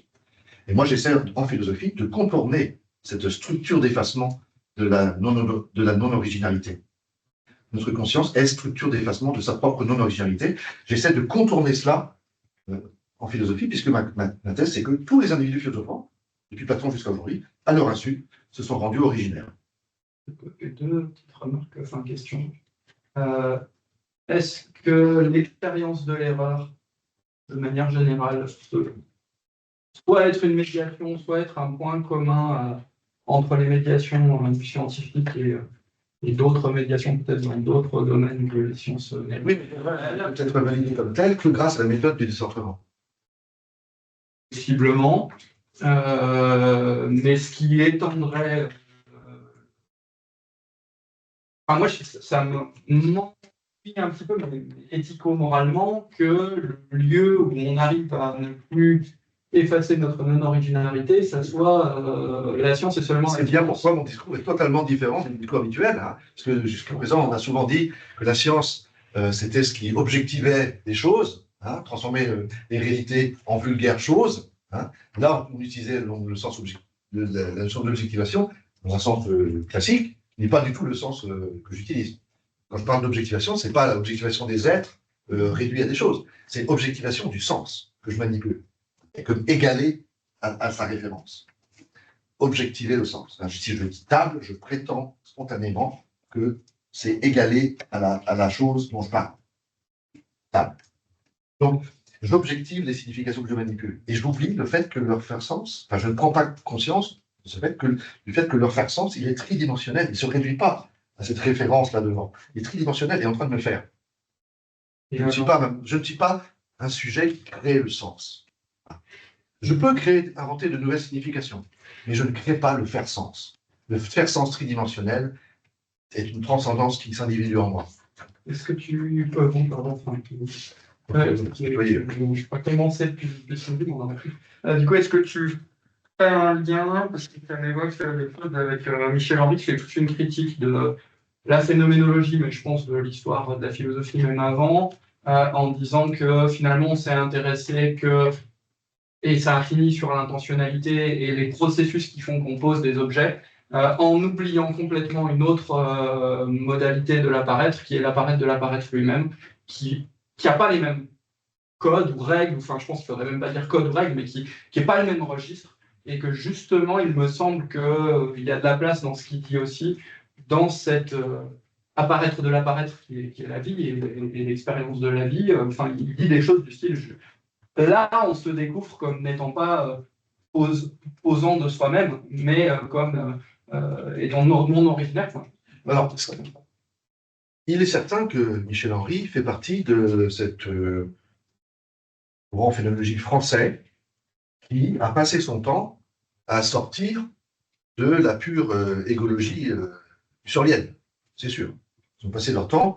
La phénoménologie, si on voulait faire un peu d'humour, la phénoménologie, c'est un courant qui a passé son temps, surtout en France, à sortir de la phénoménologie. C'est-à-dire à sortir des fondements intrinsèques de la phénoménologie, c'est-à-dire la réduction transcendantale chez Husserl. Ce qu'il appelle la réduction transcendantale. Alors, on ne va pas rentrer là-dedans, hein, on est dans un. Là, c'est pas rentrer dans ces considérations techniques, que moi, j'ai beaucoup pratiqué pendant mes études, parce que j'ai été formé par un spécialiste de Husserl, Jacques Anglisch, le traducteur de Husserl aussi. Et donc, ça m'a fasciné pendant un certain temps. Mais il est clair que oui, il y a un partage là-dessus, parce que, comme beaucoup de phénoménologues français, il a pris conscience que c'est pas, contrairement à ce que disait Husserl, il n'y a pas d'ego absolu, donateur de sens. Hein. Par contre, ce qu'ils n'ont pas pensé là, il y a deux choses. D'une part, ils n'ont pas construit une pensée archi-réflexive telle que je la construis, qui est ce que j'appelle la sémantique archi-réflexive, qui est post-wittgensteinienne. Et par ailleurs, ils n'ont pas pensé le fait que si la conscience humaine est devenue objectivante, c'est parce qu'elle est le résultat d'une évolution animale qui s'est terminée par un accident, qui est la mise en interface et l'interpénétration du langage et de la technique qui ont rendu la conscience humaine objectivante. Ce n'est plus la conscience habituelle du primate, c'était une conscience de primate désormais devenue objectivante pour le sens.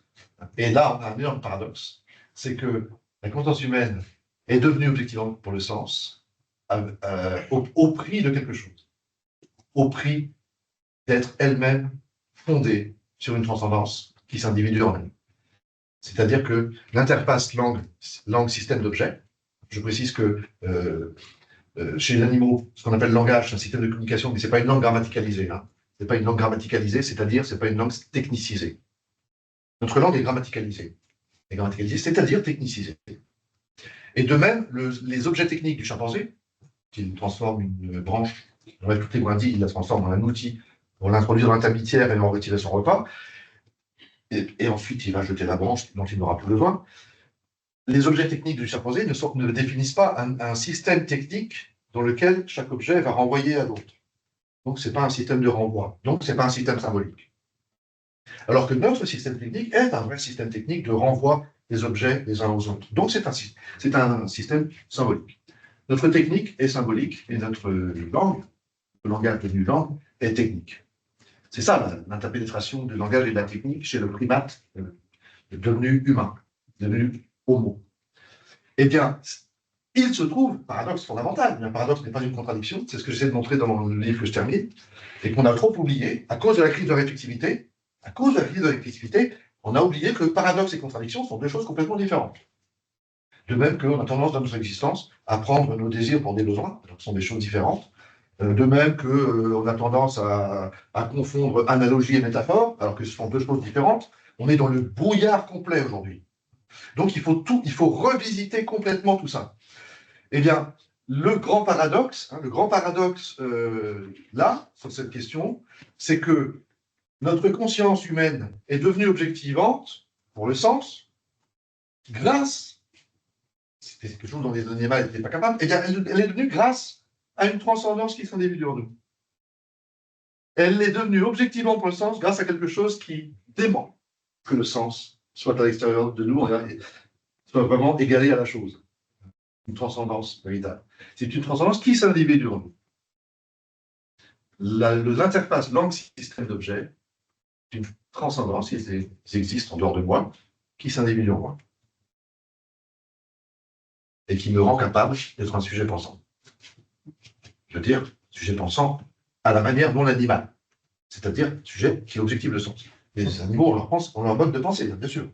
Ils ont leur mode de conscience, leur degré de conscience, très variable selon les espèces, et leur mode et leur degré, très variable selon les espèces, de pensée, bien sûr.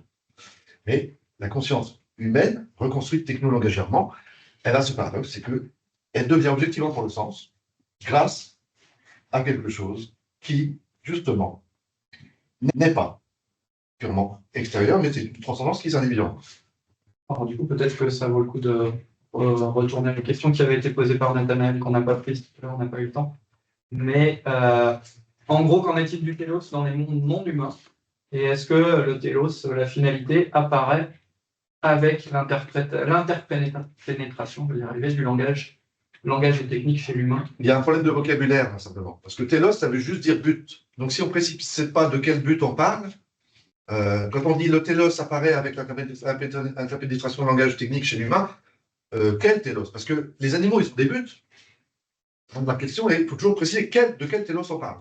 Les animaux ont leur but, nous avons les nôtres. Alors, l'une des grandes questions, c'est est-ce que l'animal est capable d'avoir des désirs? Est-ce qu'il a des buts toujours très limités qui correspondent uniquement à des besoins? Alors, concernant cette question du désir et du besoin, hein, moi je refonde le droit sur le besoin en souffrance, je dénonce la spirale des désirs. Et alors là, je vais préciser deux choses. Premièrement, pour moi, l'incarnation, et là je rejoins Bernard Stiegler, dans son dernier bouquin, il a fait un geste théorique nouveau qui me réjouit profondément parce qu'il était en train de faire quelque chose qui correspond exactement à ce que je pense. Comme le disait donc Bernard Stiegler, l'incarnation véritable de ce dont nous avons besoin aujourd'hui comme comportement, c'est Greta Thunberg. Il l'appelait la nouvelle Antigone. Pourquoi?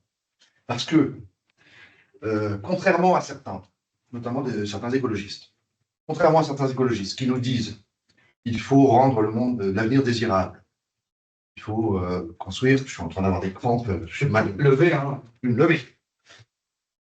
Certains écologistes qui nous disent il faut rendre le monde d'avenir désirable, eh bien, contrairement à eux, elle ne fait pas intervenir la notion de désir. Elle ne fait pas intervenir la notion de désir. Elle est l'incarnation de quelque chose que je trouve admirable. Elle est l'incarnation de la volonté. Et ce qui est capable de se retourner contre nos désirs, qui sont devenus une spirale infernale.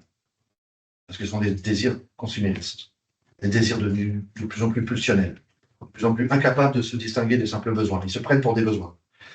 Elle est l'incarnation de la volonté capable de se retourner contre nos désirs. Au service de quoi? Des vrais besoins et de la souffrance. Nous sommes dans une spirale des désirs qui fait que les besoins humains et non humains ne sont même plus satisfaits. On va commencer bientôt à avoir un problème pour respirer l'air. On va bientôt, c'est nous, mais ailleurs dans le monde, ils ont déjà ce problème. Ils sont obligés de sortir avec un masque. Donc, nous sommes dans une spirale des désirs, spirale néolibérale et consumériste des désirs, qui finit par nuire aujourd'hui à la satisfaction de nos simples besoins. Et donc, nous avons besoin de quoi? D'une volonté pour lutter contre ces désirs et pour accorder la place qui leur revient aux besoins. Et la place qui revient aux besoins, c'est que ce sont eux qui font droit. Ils sont le lieu du faire droit. Grâce à la rencontre entre notre être en dette et le besoin en souffrance de tous les êtres qui peuplent cette terre. Donc, elle est l'incarnation de cette volonté. Alors, la deuxième chose que je voulais préciser, c'est que quand je refonde le droit sur le besoin en souffrance et la rencontre avec l'être en dette, avec mon être en dette, je précise aussitôt que il n'y a pas que les besoins vitaux. Hein. Les besoins en souffrance, là, les besoins ne sont pas seulement les besoins vitaux. De même, quand on a un problème aujourd'hui, souvent un problème pour distinguer besoins et désirs, alors que ce sont clairement deux choses différentes, eh bien, de même, on a un autre problème, symétrique, et parfois, on est dans une contradiction avec soi-même, là. C'est que d'un côté, on prend ses désirs pour des besoins, et de l'autre, on n'arrive plus à distinguer entre les besoins vitaux et les besoins qui ne sont pas vitaux, mais qui sont quand même des besoins parce qu'ils participent à notre santé. Ils participent à notre santé. Ils ne sont pas clairement vitaux, mais ils participent à notre santé. Je vous donne un exemple. Quelqu'un qui est enfermé dans une cellule de 9 mètres carrés pendant 10 ans, ça ne va pas forcément le tuer. Mais quand même, ce besoin de liberté de mouvement est un vrai besoin quand même. Sa santé, notamment psychique, pourra se dégrader fortement. Ça reste un vrai besoin quand même, la liberté de mouvement. C'est pas forcément un besoin vital, il va pas forcément mourir, mais c'est quand même un besoin. Parce que les besoins ne se réduisent pas aux besoins vitaux. Les besoins, c'est la sphère de tout ce dont la satisfaction est nécessaire pour satisfaire un besoin central, qui est le besoin de santé. Et si je ne satisfais pas le besoin de santé, c'est la souffrance qui apparaît. Donc tous les besoins sont au service de ce besoin que j'appelle central et autonormatif, qui est le besoin de santé. Et d'ailleurs, ça me permet de faire le lien avec ce que je disais tout à l'heure, quand je disais qu'il faut aujourd'hui unifier philosophie politique avec la philosophie du droit qui est en son cœur, unifier philo-politique, écologie politique et économie politique. L'unification, elle se fait justement par le fait que, au cœur des trois, ce dont il est question, au cœur des trois, c'est la satisfaction des besoins au service de la santé. Et quand on parle de santé globale, aujourd'hui, je pense qu'on a bien raison. Il faut penser à la santé globale, humaine, animale et environnementale. Et c'est comme ça qu'on peut reconstruire l'écologie politique et en même temps l'économie politique et la philosophie du droit. Donc voilà, on est dans une contradiction aujourd'hui. Certaines personnes aujourd'hui, ça va loin quand même la crise de la réflexivité, ça va loin. Certaines personnes, vous leur dites les désirs et les besoins font deux choses différentes et vous disent comment ça. Et d'un autre côté, vous leur dites les besoins, c'est pas forcément les besoins vitaux, et ils vous disent comment ça. Ça veut dire que ces personnes sont capables de confondre désir et besoin vital. Ça va loin la crise de la réflexivité là.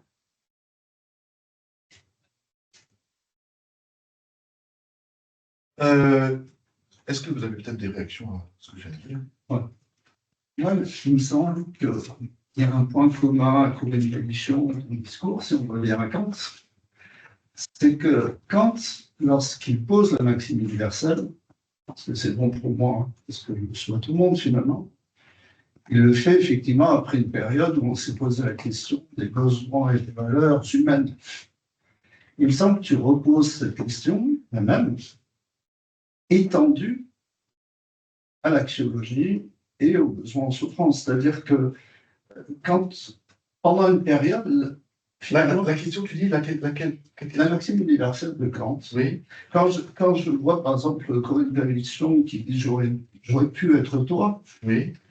il me semble que chez Kant, dans la maxime universelle, il y a quelque chose de cet ordre. Ce qu'on appelle la maxime universelle, c'est l'impératif catégorique. Voilà. L'impératif catégorique. Il dit que on doit avoir pour maxime, pour règle, Ouais. ce qui peut être rendu universel. Exactement.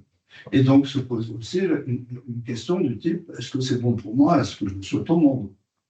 Bien. Et donc cette question finalement, Péluchon se la pose, tu te la poses. Il me semble que tu te poses cette question en l'étendant, c'est-à-dire qu'en se posant la question du logos. Je te corrige tout de suite, Stéphane. Ouais. Je te corrige tout de suite. Tu confonds deux dimensions du sens. Il y en a trois. Là, tu es en train de confondre deux. Tu confonds la dimension axiologique et la dimension politico-économique. Parce que moi, ce que j'étends, c'est le faire droit. Non, Je l'étends parce que... Je ne confonds pas, je dis. Non, mais je te précise une chose importante.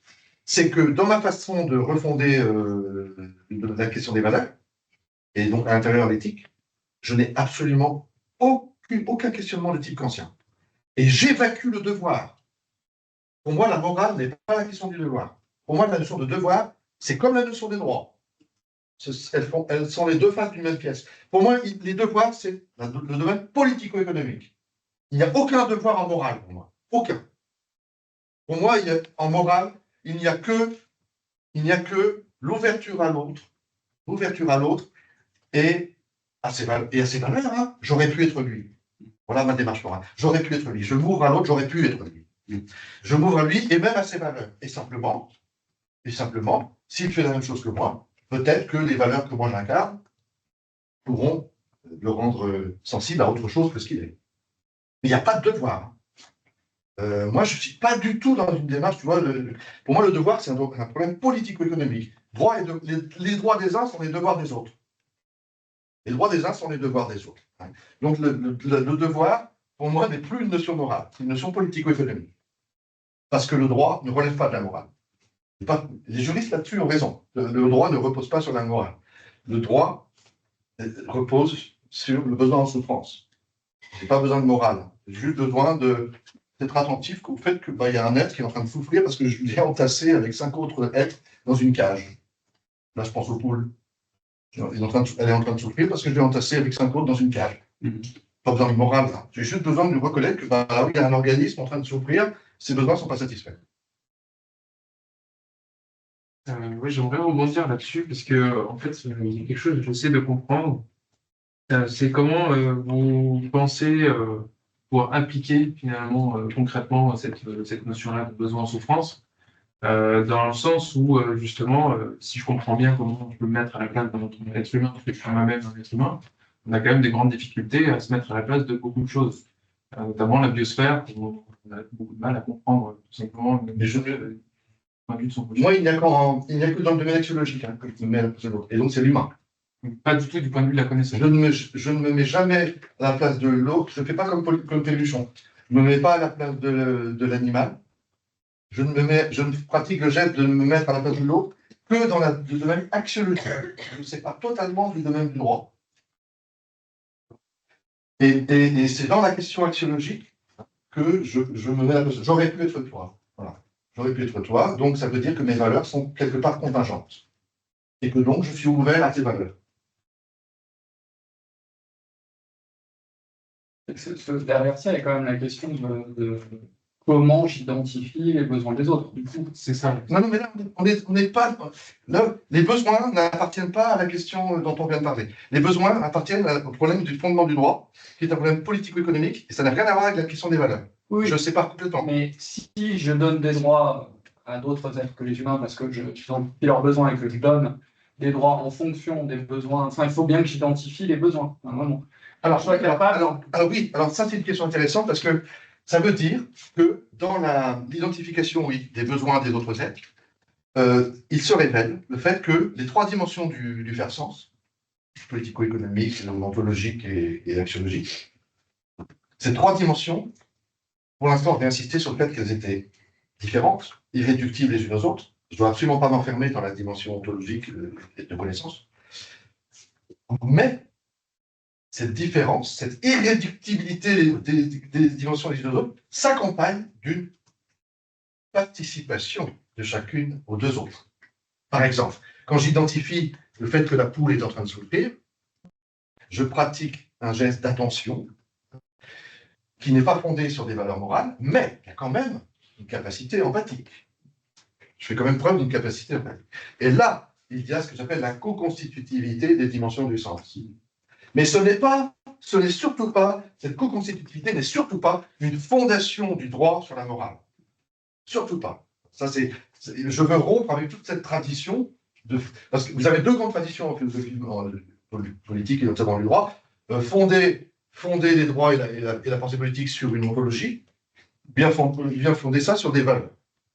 Et moi, je romps avec tout ça, puisque tout sort de la sémantique archi-réflexive. L'ontologie en sort, la philosophie politico-économique en sort, la philosophie axiologique en sort. Tout sort de la sémantique archi-réflexive qui est d'emblée tridimensionnelle, qui dégage la tridimensionnalité du faire sens. C'est pour ça que tu parles d'écologie du faire sens, c'est dans le faire, c'est-à-dire au niveau où tu vas être engagé dans l'action, il va y avoir écologie entre ces 3 aspects. Alors, non, si je parle d'écologie du faire sens, c'est pour 2 raisons. C'est que plutôt que de dire simplement sens, je veux insister sur le fait que ce qu'on appelle le problème du sens n'est fondamental que s'il ne se réduit pas à la question de nos buts. Parce que souvent, quand on dit ma vie n'a plus de sens, ça veut dire les buts qu'on me propose.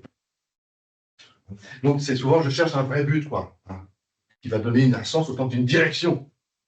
Mais la question la plus fondamentale en philosophie du sens, c'est pas ça. C'est pas la question de la direction ou du but. C'est la question du faire. Comment ça fait sens?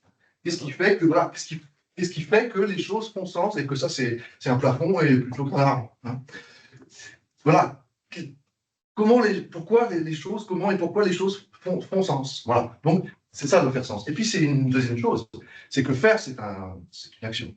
Une action. Or ma façon d'identifier les 3 dimensions du faire sens consiste à les identifier à travers des significations qui désignent justement des modes d'action.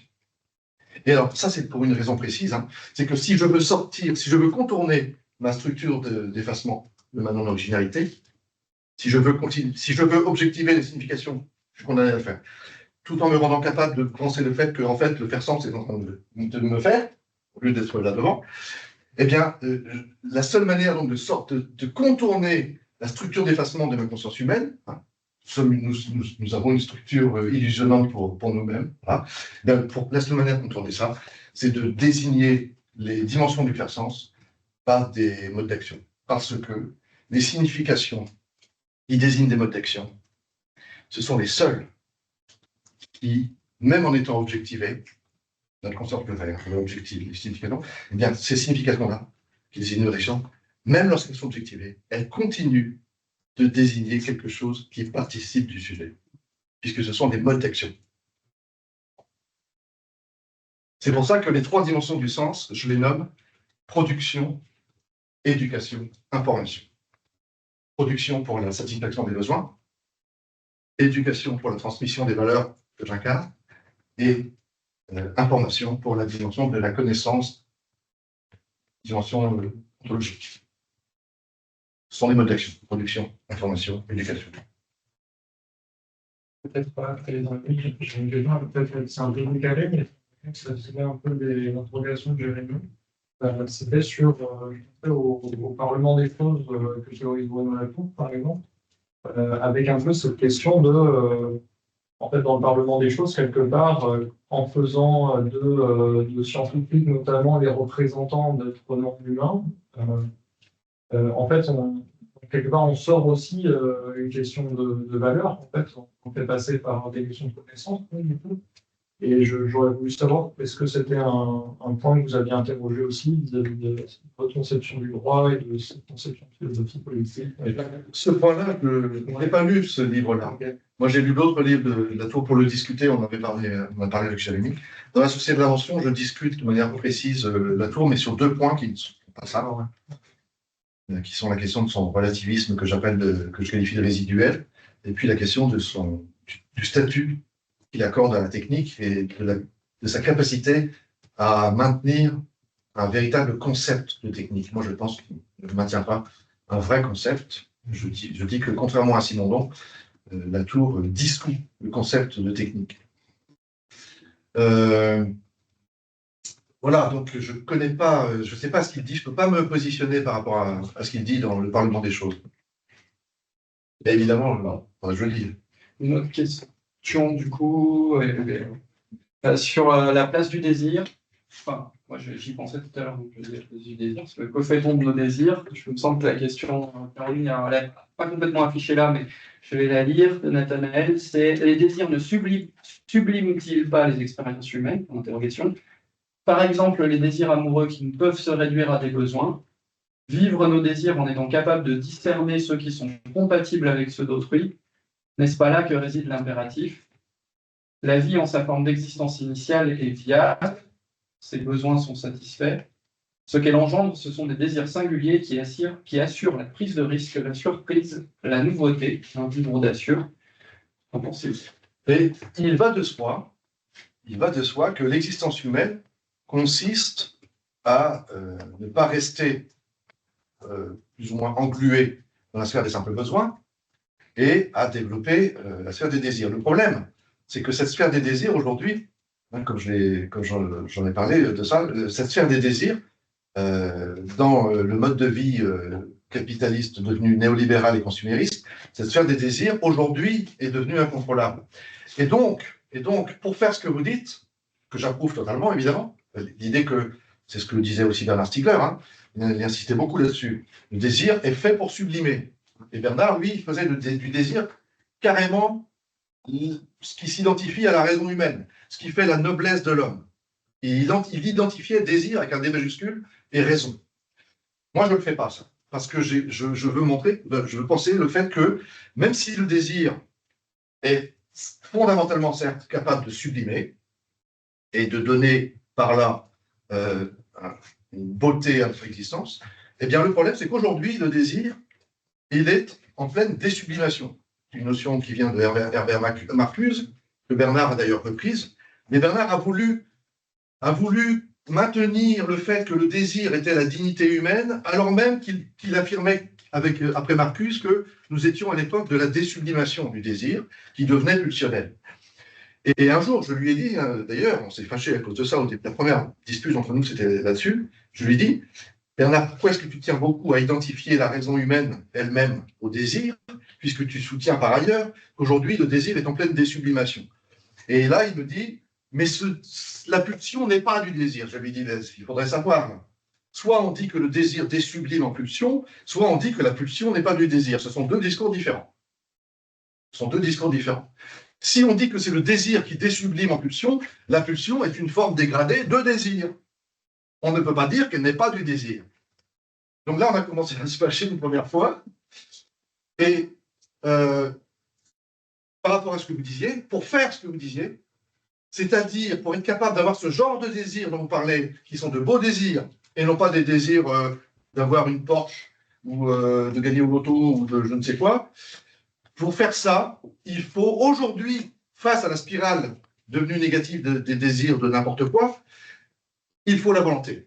Si on ne fait pas intervenir la volonté pour essayer de cultiver des désirs qui sont de l'ordre de la sublimation, amoureuse par exemple, eh bien, si nous n'avons pas la volonté qui intervient, aujourd'hui, on va continuer cette spirale, qui est nourrie par le néolibéralisme consumériste. Et je pense d'ailleurs que par rapport à ce que vous disiez, notre capacité à aimer, forme sublime de désir, notre capacité à aimer, elle va elle aussi désublimer. Elle va elle aussi se dégrader. Je pense que ça aussi, ça sera touché. Ça, à mon avis, ça l'est déjà. Et alors, du coup, par ordre d'arrivée à des questions, on va prendre probablement la dernière question, à moins qu'elle soit très courte et que la réponse le soit utile. Je pense qu'elle est courte. Alors, est-ce que la réponse le sera utile? Du coup, je vais essayer de relier votre proposition à ma question initiale.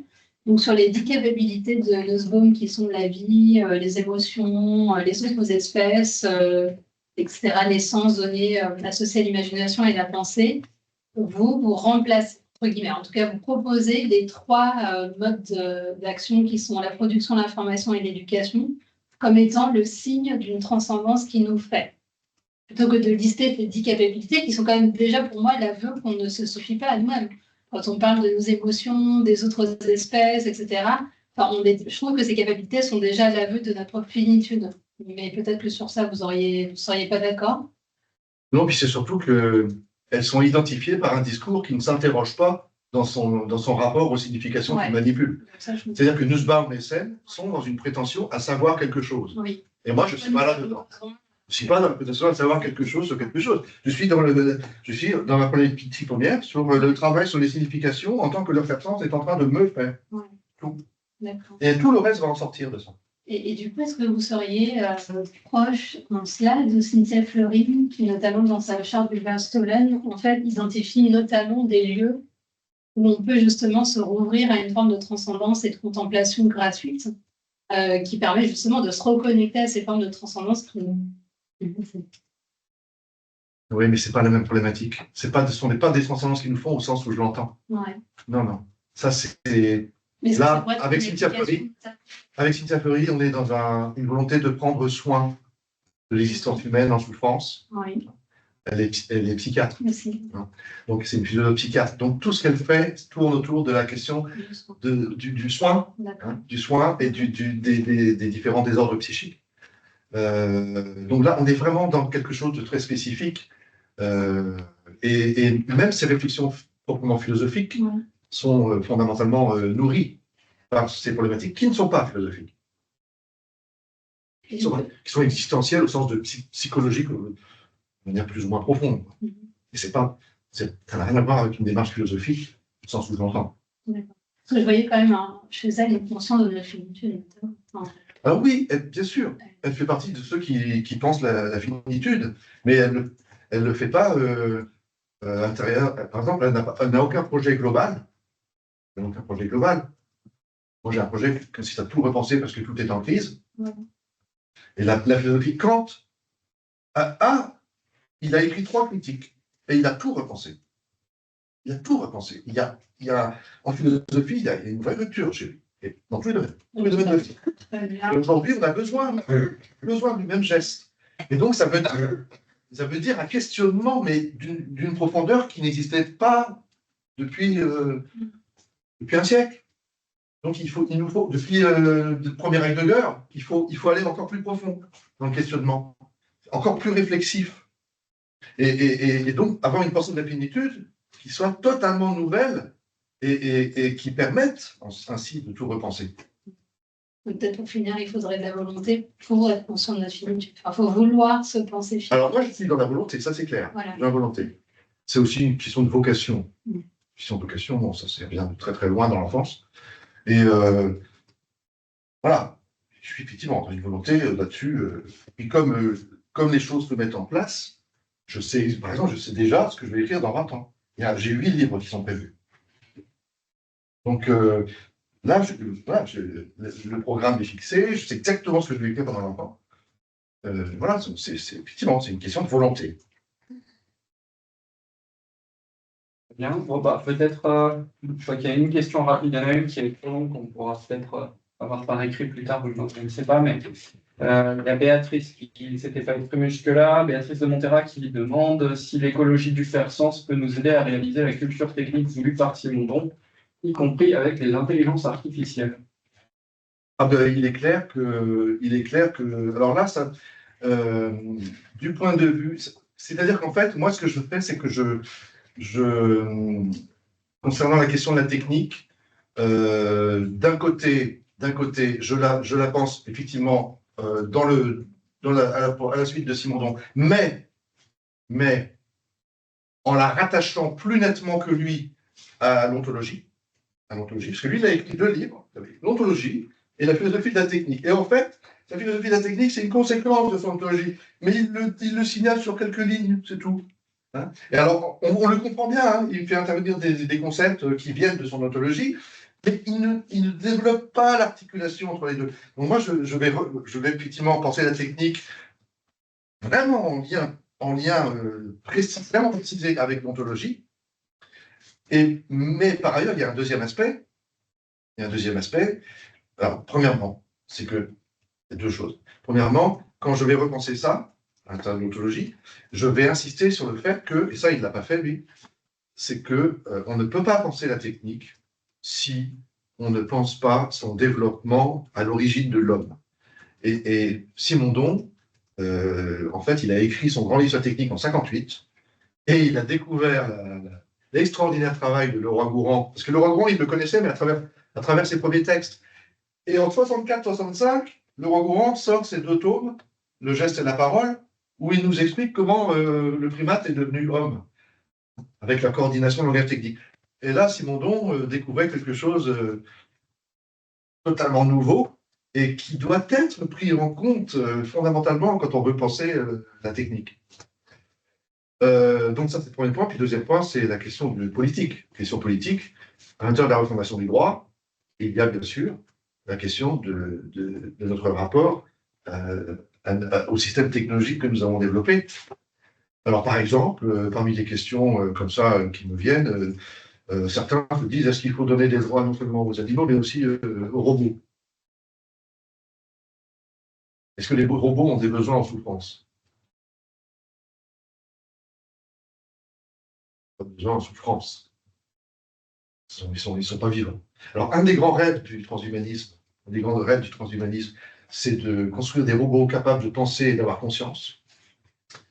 Mais le problème, c'est que pour penser et avoir conscience, et ça, ils l'oublient, parce que les transhumanistes, l'évolution des espèces, en fait, quand je vous l'ai dit, ils se prétendent évolutionnistes, mais ils ne peuvent pas l'être, ils n'y pensent même pas, en fait. Pour eux, il y a la conscience humaine, et il y a la question de la future conscience robotique. Et ils ne pensent pas le fait qu'il y a d'abord, avant la conscience humaine, il y a d'abord la conscience animale. La conscience humaine, elle est héritière de la conscience animale. Or, la conscience animale, comment est-ce qu'elle s'est développée? Dans des organismes biologiques. Des organismes biologiques. Donc moi, je veux bien qu'on parle de robots pensants ou conscients, mais il faudrait d'abord qu'ils soient vivants. Et si un robot devient vivant, Je l'appelle plus un robot, je l'appelle un être vivant. Bon, le petit jeu de dire imaginer un robot qui serait indistinguable de l'être humain. Oui, bah, dans ces cas-là, Oui, pourquoi c'est pas un être humain? là, c'est fou. Ils imaginent un robot conscient et pensant sans être vivant. Comment? Ils oublient le fait que la conscience humaine, c'est une forme évoluée de la vie. C'est du bios. La conscience humaine, c'est du bios, du psychique. Mais c'est parce qu'il y a du dualisme aussi là derrière. Mais bon, Mais oui, mais c'est ça qui est fou. Il y a des traces de dualisme âme-corps chez ces théoriciens, hein, qui se veulent donc transhumanistes et scientifiques, et parfois en opposition à une tradition religieuse, alors qu'en fait, ils sont dans une théologie inversée et ils continuent avec le dualisme âme-corps issu du christianisme. bon, et bien voilà, je sais qu'il y a un autre événement pas très longtemps après nous, donc on va devoir s'arrêter là. Mais merci beaucoup Jean-Hugues pour nous avoir au moins interpellé, fait vaciller Je voudrais témoigner. et La question qui était là, est-ce que ça peut servir dans l'intelligence artificielle? Moi, je peux témoigner qu'il y a 10 ou 15 ans que j'utilise la pensée de Jean-Hugues et que ça nous a, chez ST Microélectronique, ça nous a beaucoup aidé à essayer de penser autrement les intelligences artificielles. on parle donc de décentrement. Donc merci beaucoup d'avoir contribué à tout ça, de nous avoir enrichi. Je pense qu'on a pas mal de choses à méditer et à relire ou à lire aussi. Mais voilà, je pense que on peut te remercier en fait.